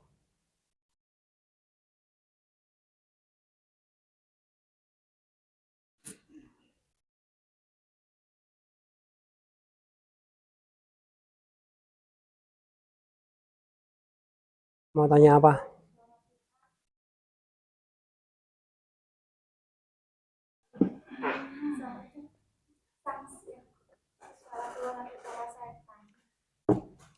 Ciri-ciri suara Tuhan apa? Satu, membawa damai sejahtera, tidak melanggar firman, memuliakan nama Tuhan. Tapi memang mungkin ada kejadian sudah tidak melanggar itu semua. Cuman kita masih bingung kan? Memang gitu, nggak apa-apa. Kalian ini kalau dengan suara Tuhan seperti anak kecil yang belajar jalan. Anak kecil kalau belajar jalan jatuh nggak? Kadang berdarah. Tapi lama-lama kan tetap bisa jalan. Nggak apa-apa, salah sesekali itu dalam proses mendengar, mengenal suara Tuhan itu biasa.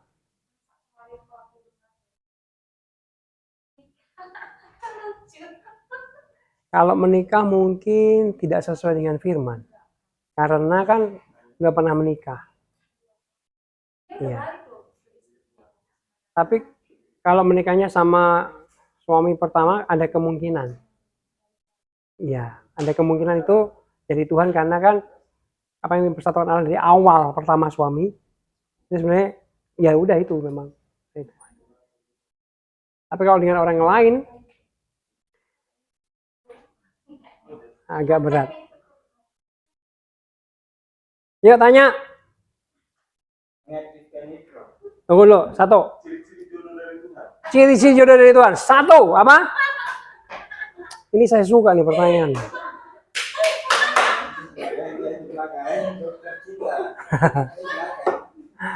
Apa? Ciri-ciri jodoh dari Tuhan. Satu.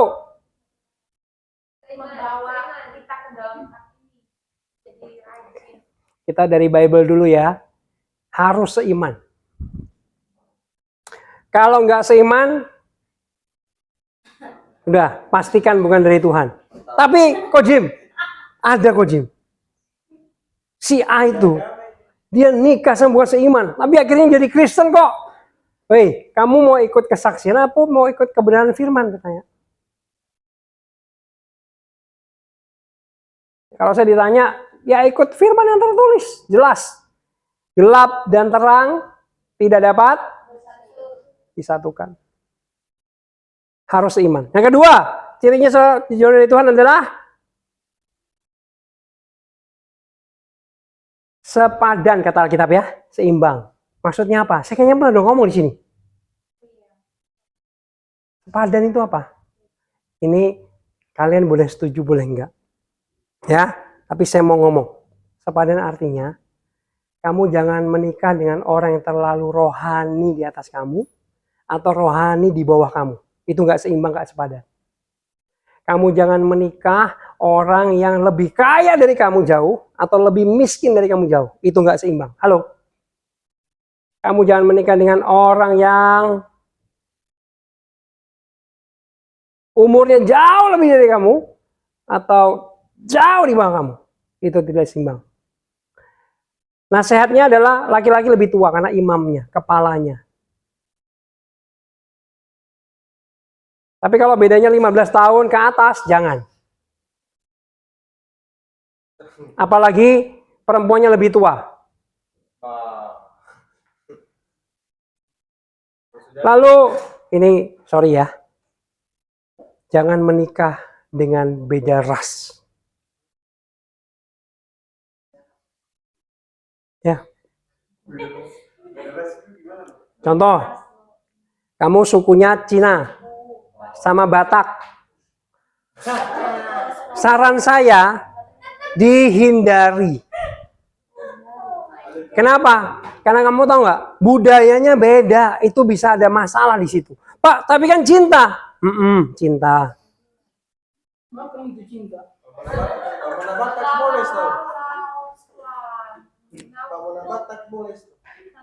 Ya. Wah, Kak Jimmy rasis ini beda-bedain suku. Enggak. Karena saya ini punya data banyak pengalaman dan banyak cerita di sebelah-sebelah saya. Itu memang sangat berat. Contohnya, kamu nikah sama orang yang lebih kaya jauh dari kamu. Apa yang terjadi? Oh keluarganya baik, enggak. Pasti tetap kamu diomong-omongin. Jelek-jelekin, ah itu miskin tuh. Sakit hati nggak kamu? Enggak kak, aku mengasihi dia terus. Ya udah nggak apa-apa. Tapi biasanya itu ada perasaan yang sangat menekan ya luar biasa.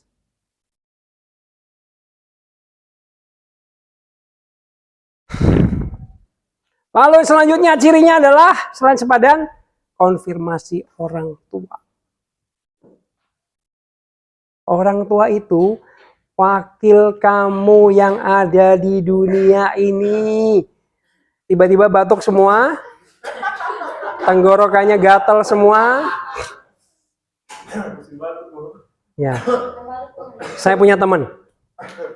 Dia pendekatan udah lama, orang tua perempuan nggak setujui.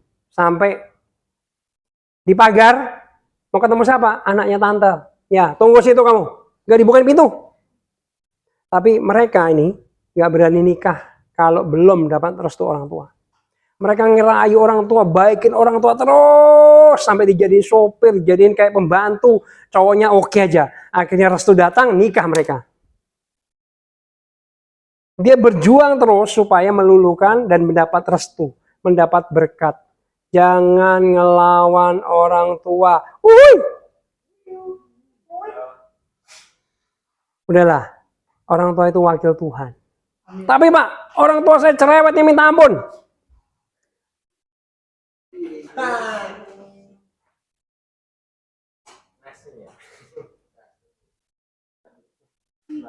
Tetap harus respect sama orang tua.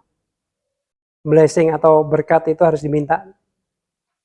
Selanjutnya, cirinya dari Tuhan adalah membawa kamu lebih maju dalam kerohanian.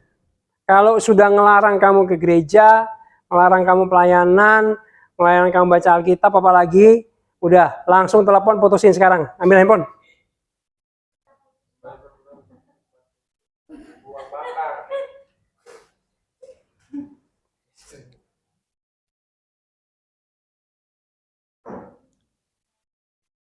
Ada yang kurang jelas? Ciri-ciri jodoh dari Tuhan? Berat atau ringan?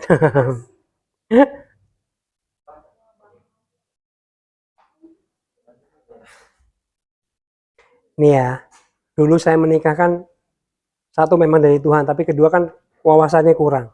Ya, dengan pengalaman saya menikah 15 tahun ini, saya mau kasih tahu. Kamu kalau cari pasangan, itu pakai logika. 80%. 20% pakai perasaan. Kalau yang menguasai kamu pakai perasaan, logikanya mandek, siap-siap menderita loh. Ini orang bertanggung jawab nggak ya? Ini orang bisa kerja nggak ya? Kalau laki-laki ya, kamu lihat, kamu perempuannya nih. Kamu lihat laki-laki, yang pertama itu bisa bertanggung jawab, bisa kerja. Cinta Pak, dia nggak bisa kerja. Nggak apa-apa Pak, makan tuh cinta kata tadi ya. Tapi ganteng, kamu tahu nggak? Istri saya, ada saya itu dulu ganteng dan cuanti ya. Sekarang kan udah keriputnya pada keluar. Kita bilang, kemolekan kecantikan adalah bohong. Ayo loh. Karena itu akan berubah. Iya sih, kalau laki-laki kan dari mata turun ke hati ya. Laki-laki itu kelemahannya di mana? Lihat dulu dia. Baru turun ke hati. Kalau perempuan, kelemahannya apa? Kalau laki-laki kelemahannya mata. Perempuan kelemahannya? Padahal perempuan ini tahu dia lagi menggombal. Tapi dia senang aja digombalin. Padahal dia tahu lagi digombalin. Itulah wanita. Ya, cari yang bertanggung jawab kalau laki-laki. Cari yang bisa kerja. Kalau nggak bisa kerja, nanti kamu harus kamu yang kerja. Oh nggak apa-apa Pak, yang penting aku cinta sama dia kok Pak. Iya. Nanti kalau udah 3 tahun 4 tahun, mabok kamu. Ini cowok nggak kerja, capek kamu. Cintanya, kamu tahu nggak cinta manusia itu, eros, itu gampang luntur, gampang berubah-berubah. Orang yang menikah karena cinta kebanyakan menderita. Makanya 20% pakai perasaan karena rasa cinta, oke. Tapi 80% harus jalan. Biasanya kalau orang jatuh cinta, ininya udah gak jalan. Ayam rasa, kambing rasa coklat. Itu karena gak jalan ininya.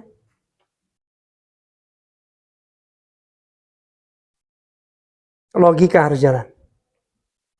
Dan saya mungkin dianggap kuno nggak apa-apa. Tapi memang ini benar. Kamu kalau lihat orang jadi jodoh kamu harus lihat bibit, bebet, bobot. Artinya dia keturunan siapa? Sorry ya. Kalau keturunan penjahat, kemungkinan bisa jadi penjahat anaknya. Mati ada. Kalau keturunan orang miskin, memang jadi pola pikir kalau nggak dirubah. Saya harus ngomong apa adanya. Bibit, bebet, bobot itu mungkin dianggap kuno. Tapi itu fakta yang terjadi. Kadang nih ya, orang yang berkualitas tuh kelihatannya culun, gak jelas gitu. Tapi dia punya kualitas di dalamnya. Karena memang dari keturunan keluarga yang pola pikirnya udah berkualitas. Hidupnya berkualitas, cara berpikir berkualitas. Walaupun kelihatannya mungkin cupu. Tapi dalamnya itu ada kualitasnya, mungkin gak kelihatan. Tapi kadang-kadang ada orang yang kelihatan hebat. Tapi ternyata dia pakai topeng, dalamnya busuk. Memang bibit, bebet, bobot itu perlu. Kadang-kadang orang tua gini kan, iku anaknya sopo, itu anaknya siapa? Ditanya orang tuanya, karena mau lihat orang tuanya siapa ini. Biasanya buah tidak jauh dari jatuh, tidak jauh dari pohonnya. Artinya ya dia buahnya apa, orang tuanya kayak gitu. Orang tuanya kayak gitu, anaknya kayak gitu.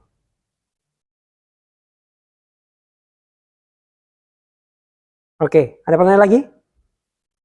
Wih. Tidak. Ayo.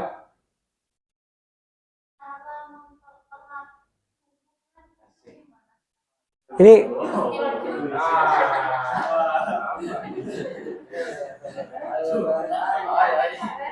meskipun bertengkar hebat. Ini konteks pacaran ya.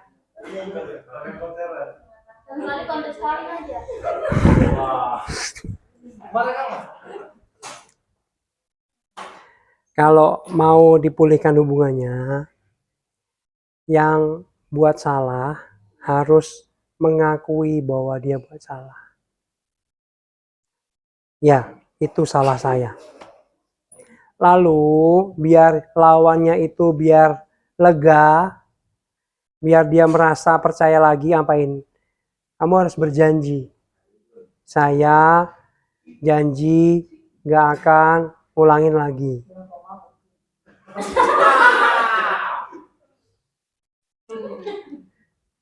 Oh iya, bicara tentang jodoh. Kalau ada pacar kamu yang main tangan, pukul, maki-maki. Tadi saya bilang apa? Langsung ambil handphone, ngapain?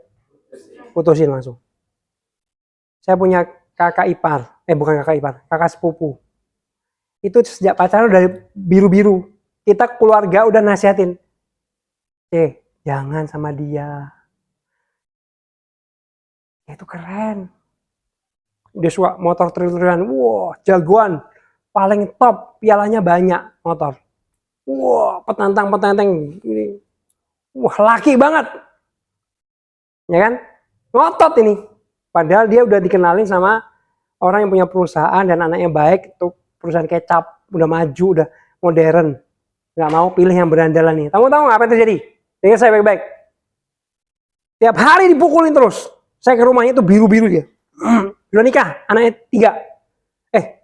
Anaknya 2. Kamu tahu? Selingkuh dia. Punya anak dibawa pulang ke rumah. Sekarang dia punya anak 3. Istri dari perempuan lain. Narkoba. Ditangkap polisi berapa kali.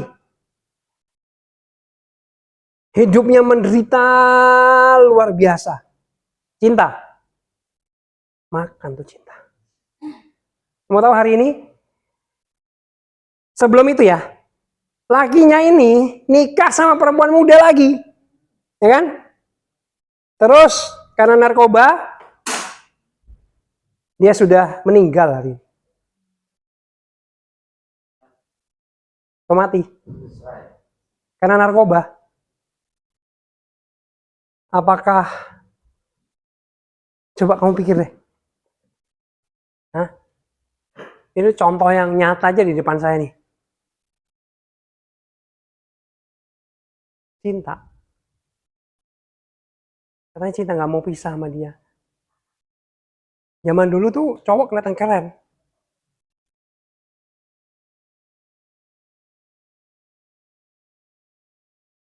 Dengar ya, perempuan ini tuh cantik. Tapi hidupnya menderita. Seumur hidup menderita. Jadi sekarang, waktu itu saya, hidupnya susah.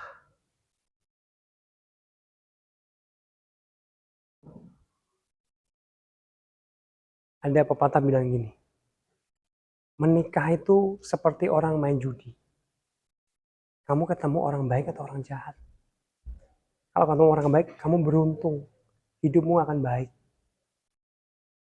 Kamu ketemu orang jahat, hidupmu merana seumur hidup.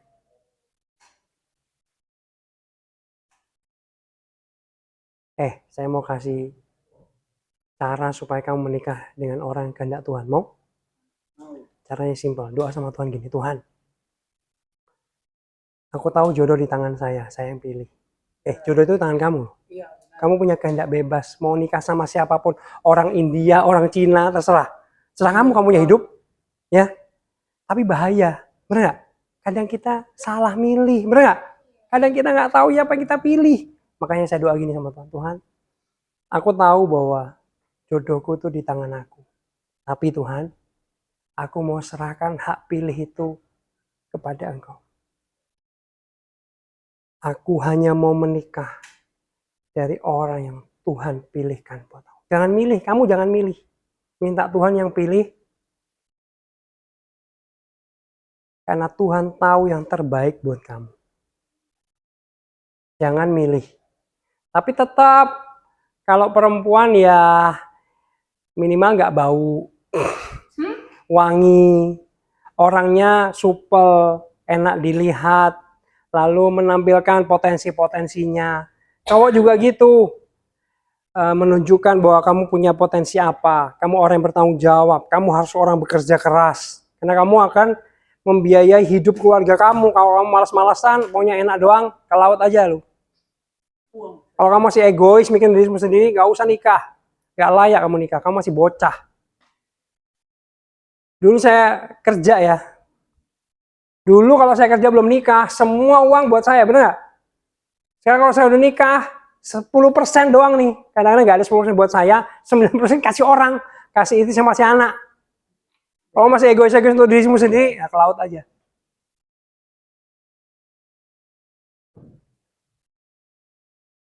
Saya pernah cerita, ada satu gadis cantik, doa sama Tuhan, Tuhan, aku minta jodoh dari Tuhan ya. Syaratnya 2. Apa? 1 adalah seorang dokter. Yang kedua, baik hati. Itu aja Tuhan. Saya nggak minta yang lain, kaya enggak, ini enggak, pokoknya 2. Dokter yang baik, karena bagi dia dan keluarganya, profesi seorang dokter itu profesi yang terhormat, profesi yang membanggakan. Akhirnya dia doa itu setiap hari, Tuhan aku minta jodoh dari Engkau. 2, dokter yang baik hati. Singkat cerita, dikabulkan Tuhan. Dia menikah dengan dokter yang baik hati. Tahun pertama dia mulai mengeluh, Tuhan, saya menyesal. Kenapa saya minta dokter, Tuhan? Ternyata dokter itu punya panggilan emergency call.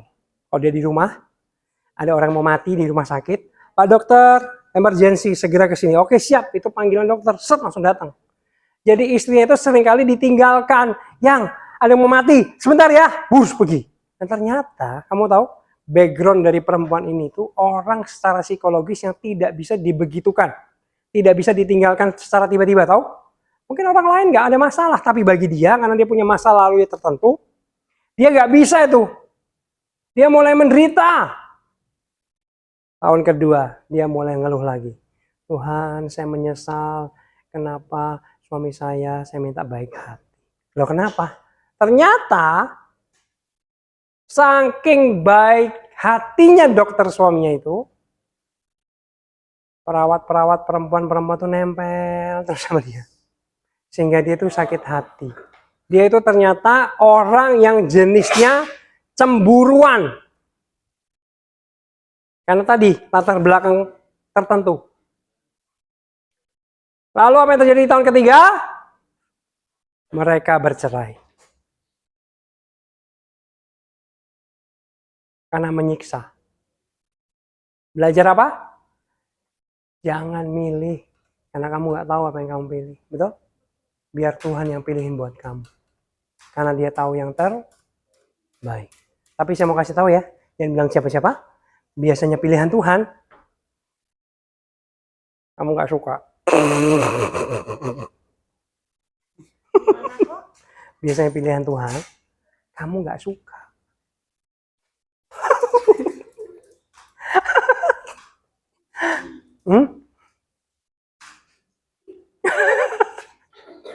Maksudnya kenapa nggak suka? Jadi gini kan, kita ini punya selera A. Tuhan itu kan pribadi yang lain, dia punya selera B. Kadang-kadang selera Tuhan loh, kok itu Tuhan yang lain nggak ada. Itu kayak saya dulu. Waktu Tuhan bilang, jodohmu ini Jim. Ingat ya, jangan percaya kalau orang bilang gini, aku udah doa, kata Tuhan, kamu jodohku. Jangan percaya, bohong itu. Waktu saya dengar Tuhan bilang sama saya jodohku si A. Lalu saya bilang ini sama si A itu. Aku boleh tanya nggak? Ya boleh. Tapi pribadi ya. Iya nggak apa-apa. Kamu tahu nggak jodoh kamu siapa? Dia jawab, tahu? Hah? Kaget saya. Tahu? Hah? Serius lu tahu? Tahu. Boleh tahu nggak siapa? Dia bilang apa? Kamu. Pergi dia. Hah? Dereng-dereng. Singkat cerita akhirnya kita menikah. Tapi waktu saya dikasih tahu, Jim jodohmu si A ini. Saya tanya, Tuhan, nggak ada yang lain? Tuhan bilang, kamu boleh gak milih dia. Tapi itu yang terbaik buat kamu. Coba, kamu mau pilih apa? Seleramu atau selera Tuhan? Jangan jawab cepat-cepat, sabar, ini susah ini.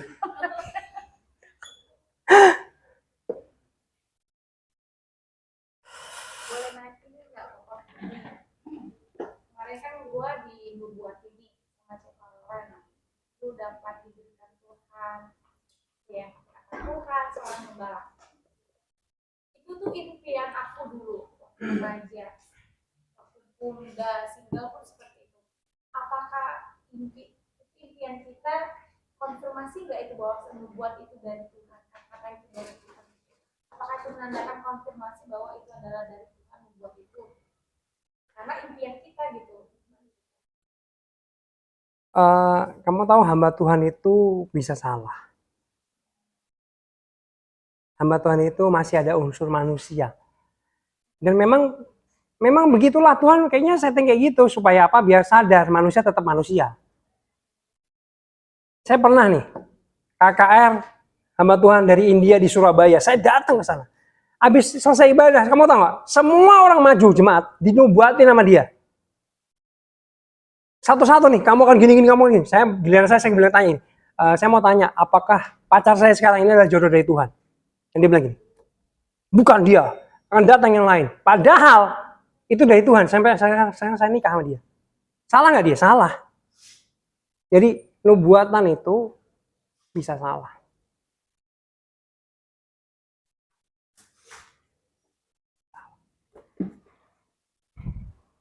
Tapi berita bagusnya kan gini, kamu itu anak Tuhan, kamu saya percaya bisa dengar suara Tuhan sendiri, tanpa perlu harus mengandalkan hamba Tuhan yang lain. Karena kita ini disebut imam yang rajani, imamat yang rajani. Kita ini pendetanya sekarang. Di zaman perjanjian baru, di dalam Kristus kita ini imamnya, bukan pendeta yang harus pendeta enggak. Kita langsung punya koneksi langsung. Kalau zaman dulu harus lewat imam, perjanjian lama. Dalam Kristus langsung jalan tol. Tapi ingat ciri-cirinya, yang dari Tuhan adalah yang tadi kita bahas tadi ya. Dari firman Tuhan, damai sejahtera, memuliakan nama Tuhan. Lanjut, terakhir satu orang.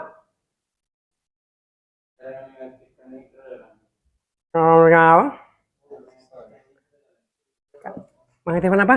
Cara mengaktifkan nitro. Intro. Apa intro?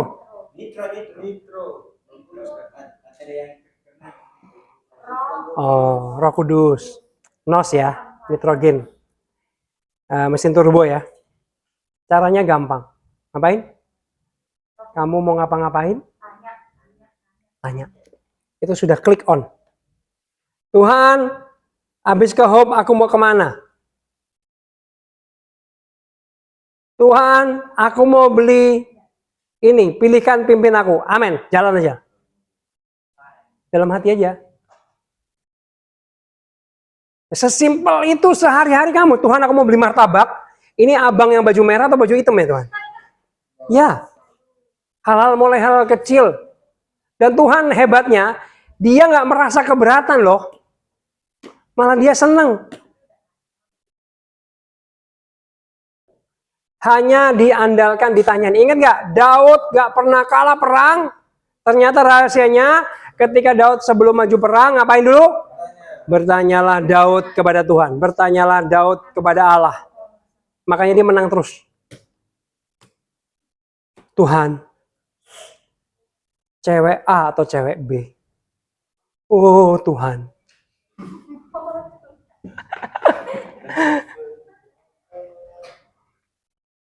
Oke? Udah?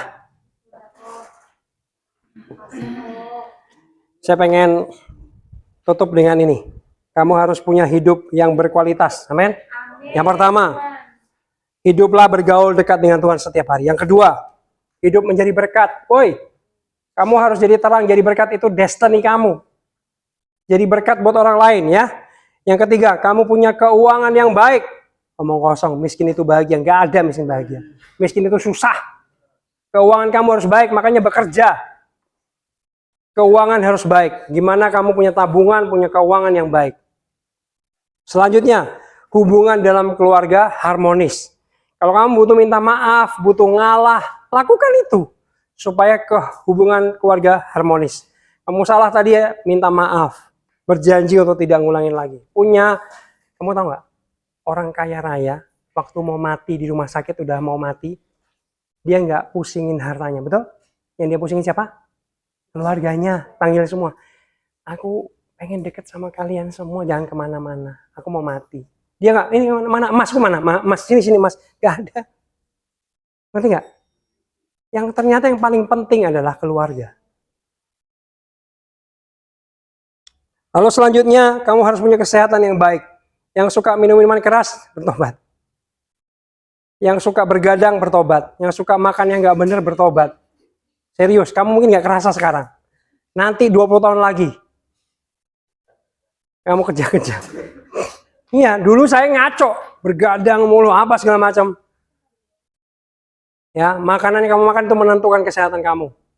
Jangan tidurnya bergadang mulu.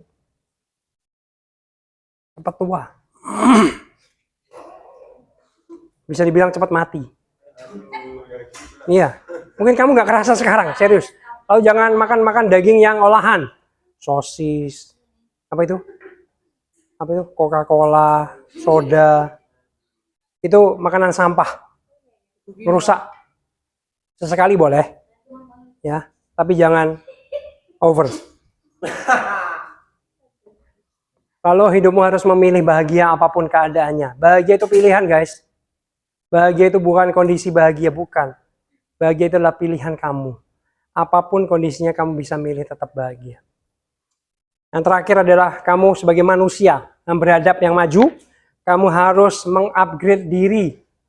Ngapain? Belajar terus, berkembang. Pakai internet untuk menambah wawasan kamu. Ya, salah satu kamu mengupgrade diri adalah di sini nih. Kamu belajar kerohanian. Ayo saya tanya, kamu dapat banyak nggak di Opesia? Banyak banget kan? Ini saya nggak mau gimana-gimana ya. Coba bandingkan orang tetangga kamu, teman kamu di kampung yang nggak pernah ikut ke sini, tapi pasti beda, benar nggak? Kamu jauh lebih maju, benar nggak? Kamu lihat dunia luar, kamu belajar di sini, kerohanian naik dan sebagainya. Ya, itu salah satu contoh aja. Terus mengupgrade diri. Jangan puas, udah hebat, belum, kamu nggak ada apa-apanya. Kita sama belum. Harus belajar terus mengupgrade diri. Oke? Yuk kita doa. Bagi berdiri semua. Kok kan sekali lagi kan masuk ke sini? Nggak tahu ya? Sekali lagi ya? Oh, Oh, bisa nggak aku fotokopi buku Smith? Kok kan? kamu bawa? Iya, mau fotokopi. Ya, minggu Boleh ya? ya, nanti Kalau Koko masuk, aku pulang. Iya. Thank you. jangan hilang. Siap, Bos. Saya itu buku itu menghargai. Pernah buku saya kena air, marah saya. Buku itu bukan harga, tapi ilmu. Atau ya. Oke, kita doa ya. Sebelum doa, ada yang mau disampaikan? Ada. Apa? Doa Tuhan untuk sehat-sehat selalu. Kamu mau sehat-sehat. Kamu sakit kah? Nggak ada musim penyakit. Oh iya. Ada yang mau didoakan lagi? Rumah tanggaku dipulihkan. Oke. Itu ya. Dua nggak balik dia ke istiqomah. Oke, yuk kita satu dalam doa. Bapa di surga, kami bersyukur Tuhan pada sore hari ini kami sudah belajar kebenaran firman-Mu dari tokoh hamba-Mu Smith Wigglesworth. Kami juga sudah belajar dari Ko Erik ya Tuhan, tentang Sarah. Terima kasih Tuhan. Kami boleh diizinkan untuk belajar kembali, sehingga kami hari ini diberkati Tuhan. Kami bersyukur ya Tuhan, dan biar setiap kebenaran yang disampaikan itu boleh menjadi kekuatan buat hidup kami, menjadi bekal buat hidup kami ya Tuhan. Kami serahkan anak-anak Hope Asia ini ke dalam tangan-Mu. Engkau memelihara hidup mereka. Tuhan, hari-hari ini mungkin banyak sekali virus, banyak sakit penyakit. Kiranya perlindungan-Mu sempurna bagi anak-anak Hope Asia di tempat ini. Juga mungkin ada satu rekan yang butuh didoakan untuk keluarganya. Tuhan, Engkau Allah yang bekerja bagi hidupnya Tuhan. Engkau beracara, Engkau mengendalikan, Engkau yang merancangkan yang terbaik. Diserahkan anak-Mu ini ke dalam tangan-Mu. Dan Engkau mulai malam ini bekerja dan bergerak bagi hidupnya dan keluarganya. Terima kasih Tuhan. Kami percaya rancangan-Mu adalah rancangan damai sejahtera, dan bukan rancangan kecelakaan. Kami percaya masa depan anak-anak-Mu ini diberkati Tuhan, masa depan mereka cerah, masa depan mereka berhasil, masa depan mereka menjadi berkat bagi banyak orang dan mempermuliakan namanya Tuhan. Kuasa Allah nyata dalam hidup mereka, dalam nama Yesus. Terima kasih Bapa. Sebentar kami akan berpisah. Kau menyertai mereka dan Kau melindungi mereka. Kau senantiasa juga memberkati mereka. Terima kasih Bapa dalam nama Tuhan Yesus. Haleluya. Amin. Amin.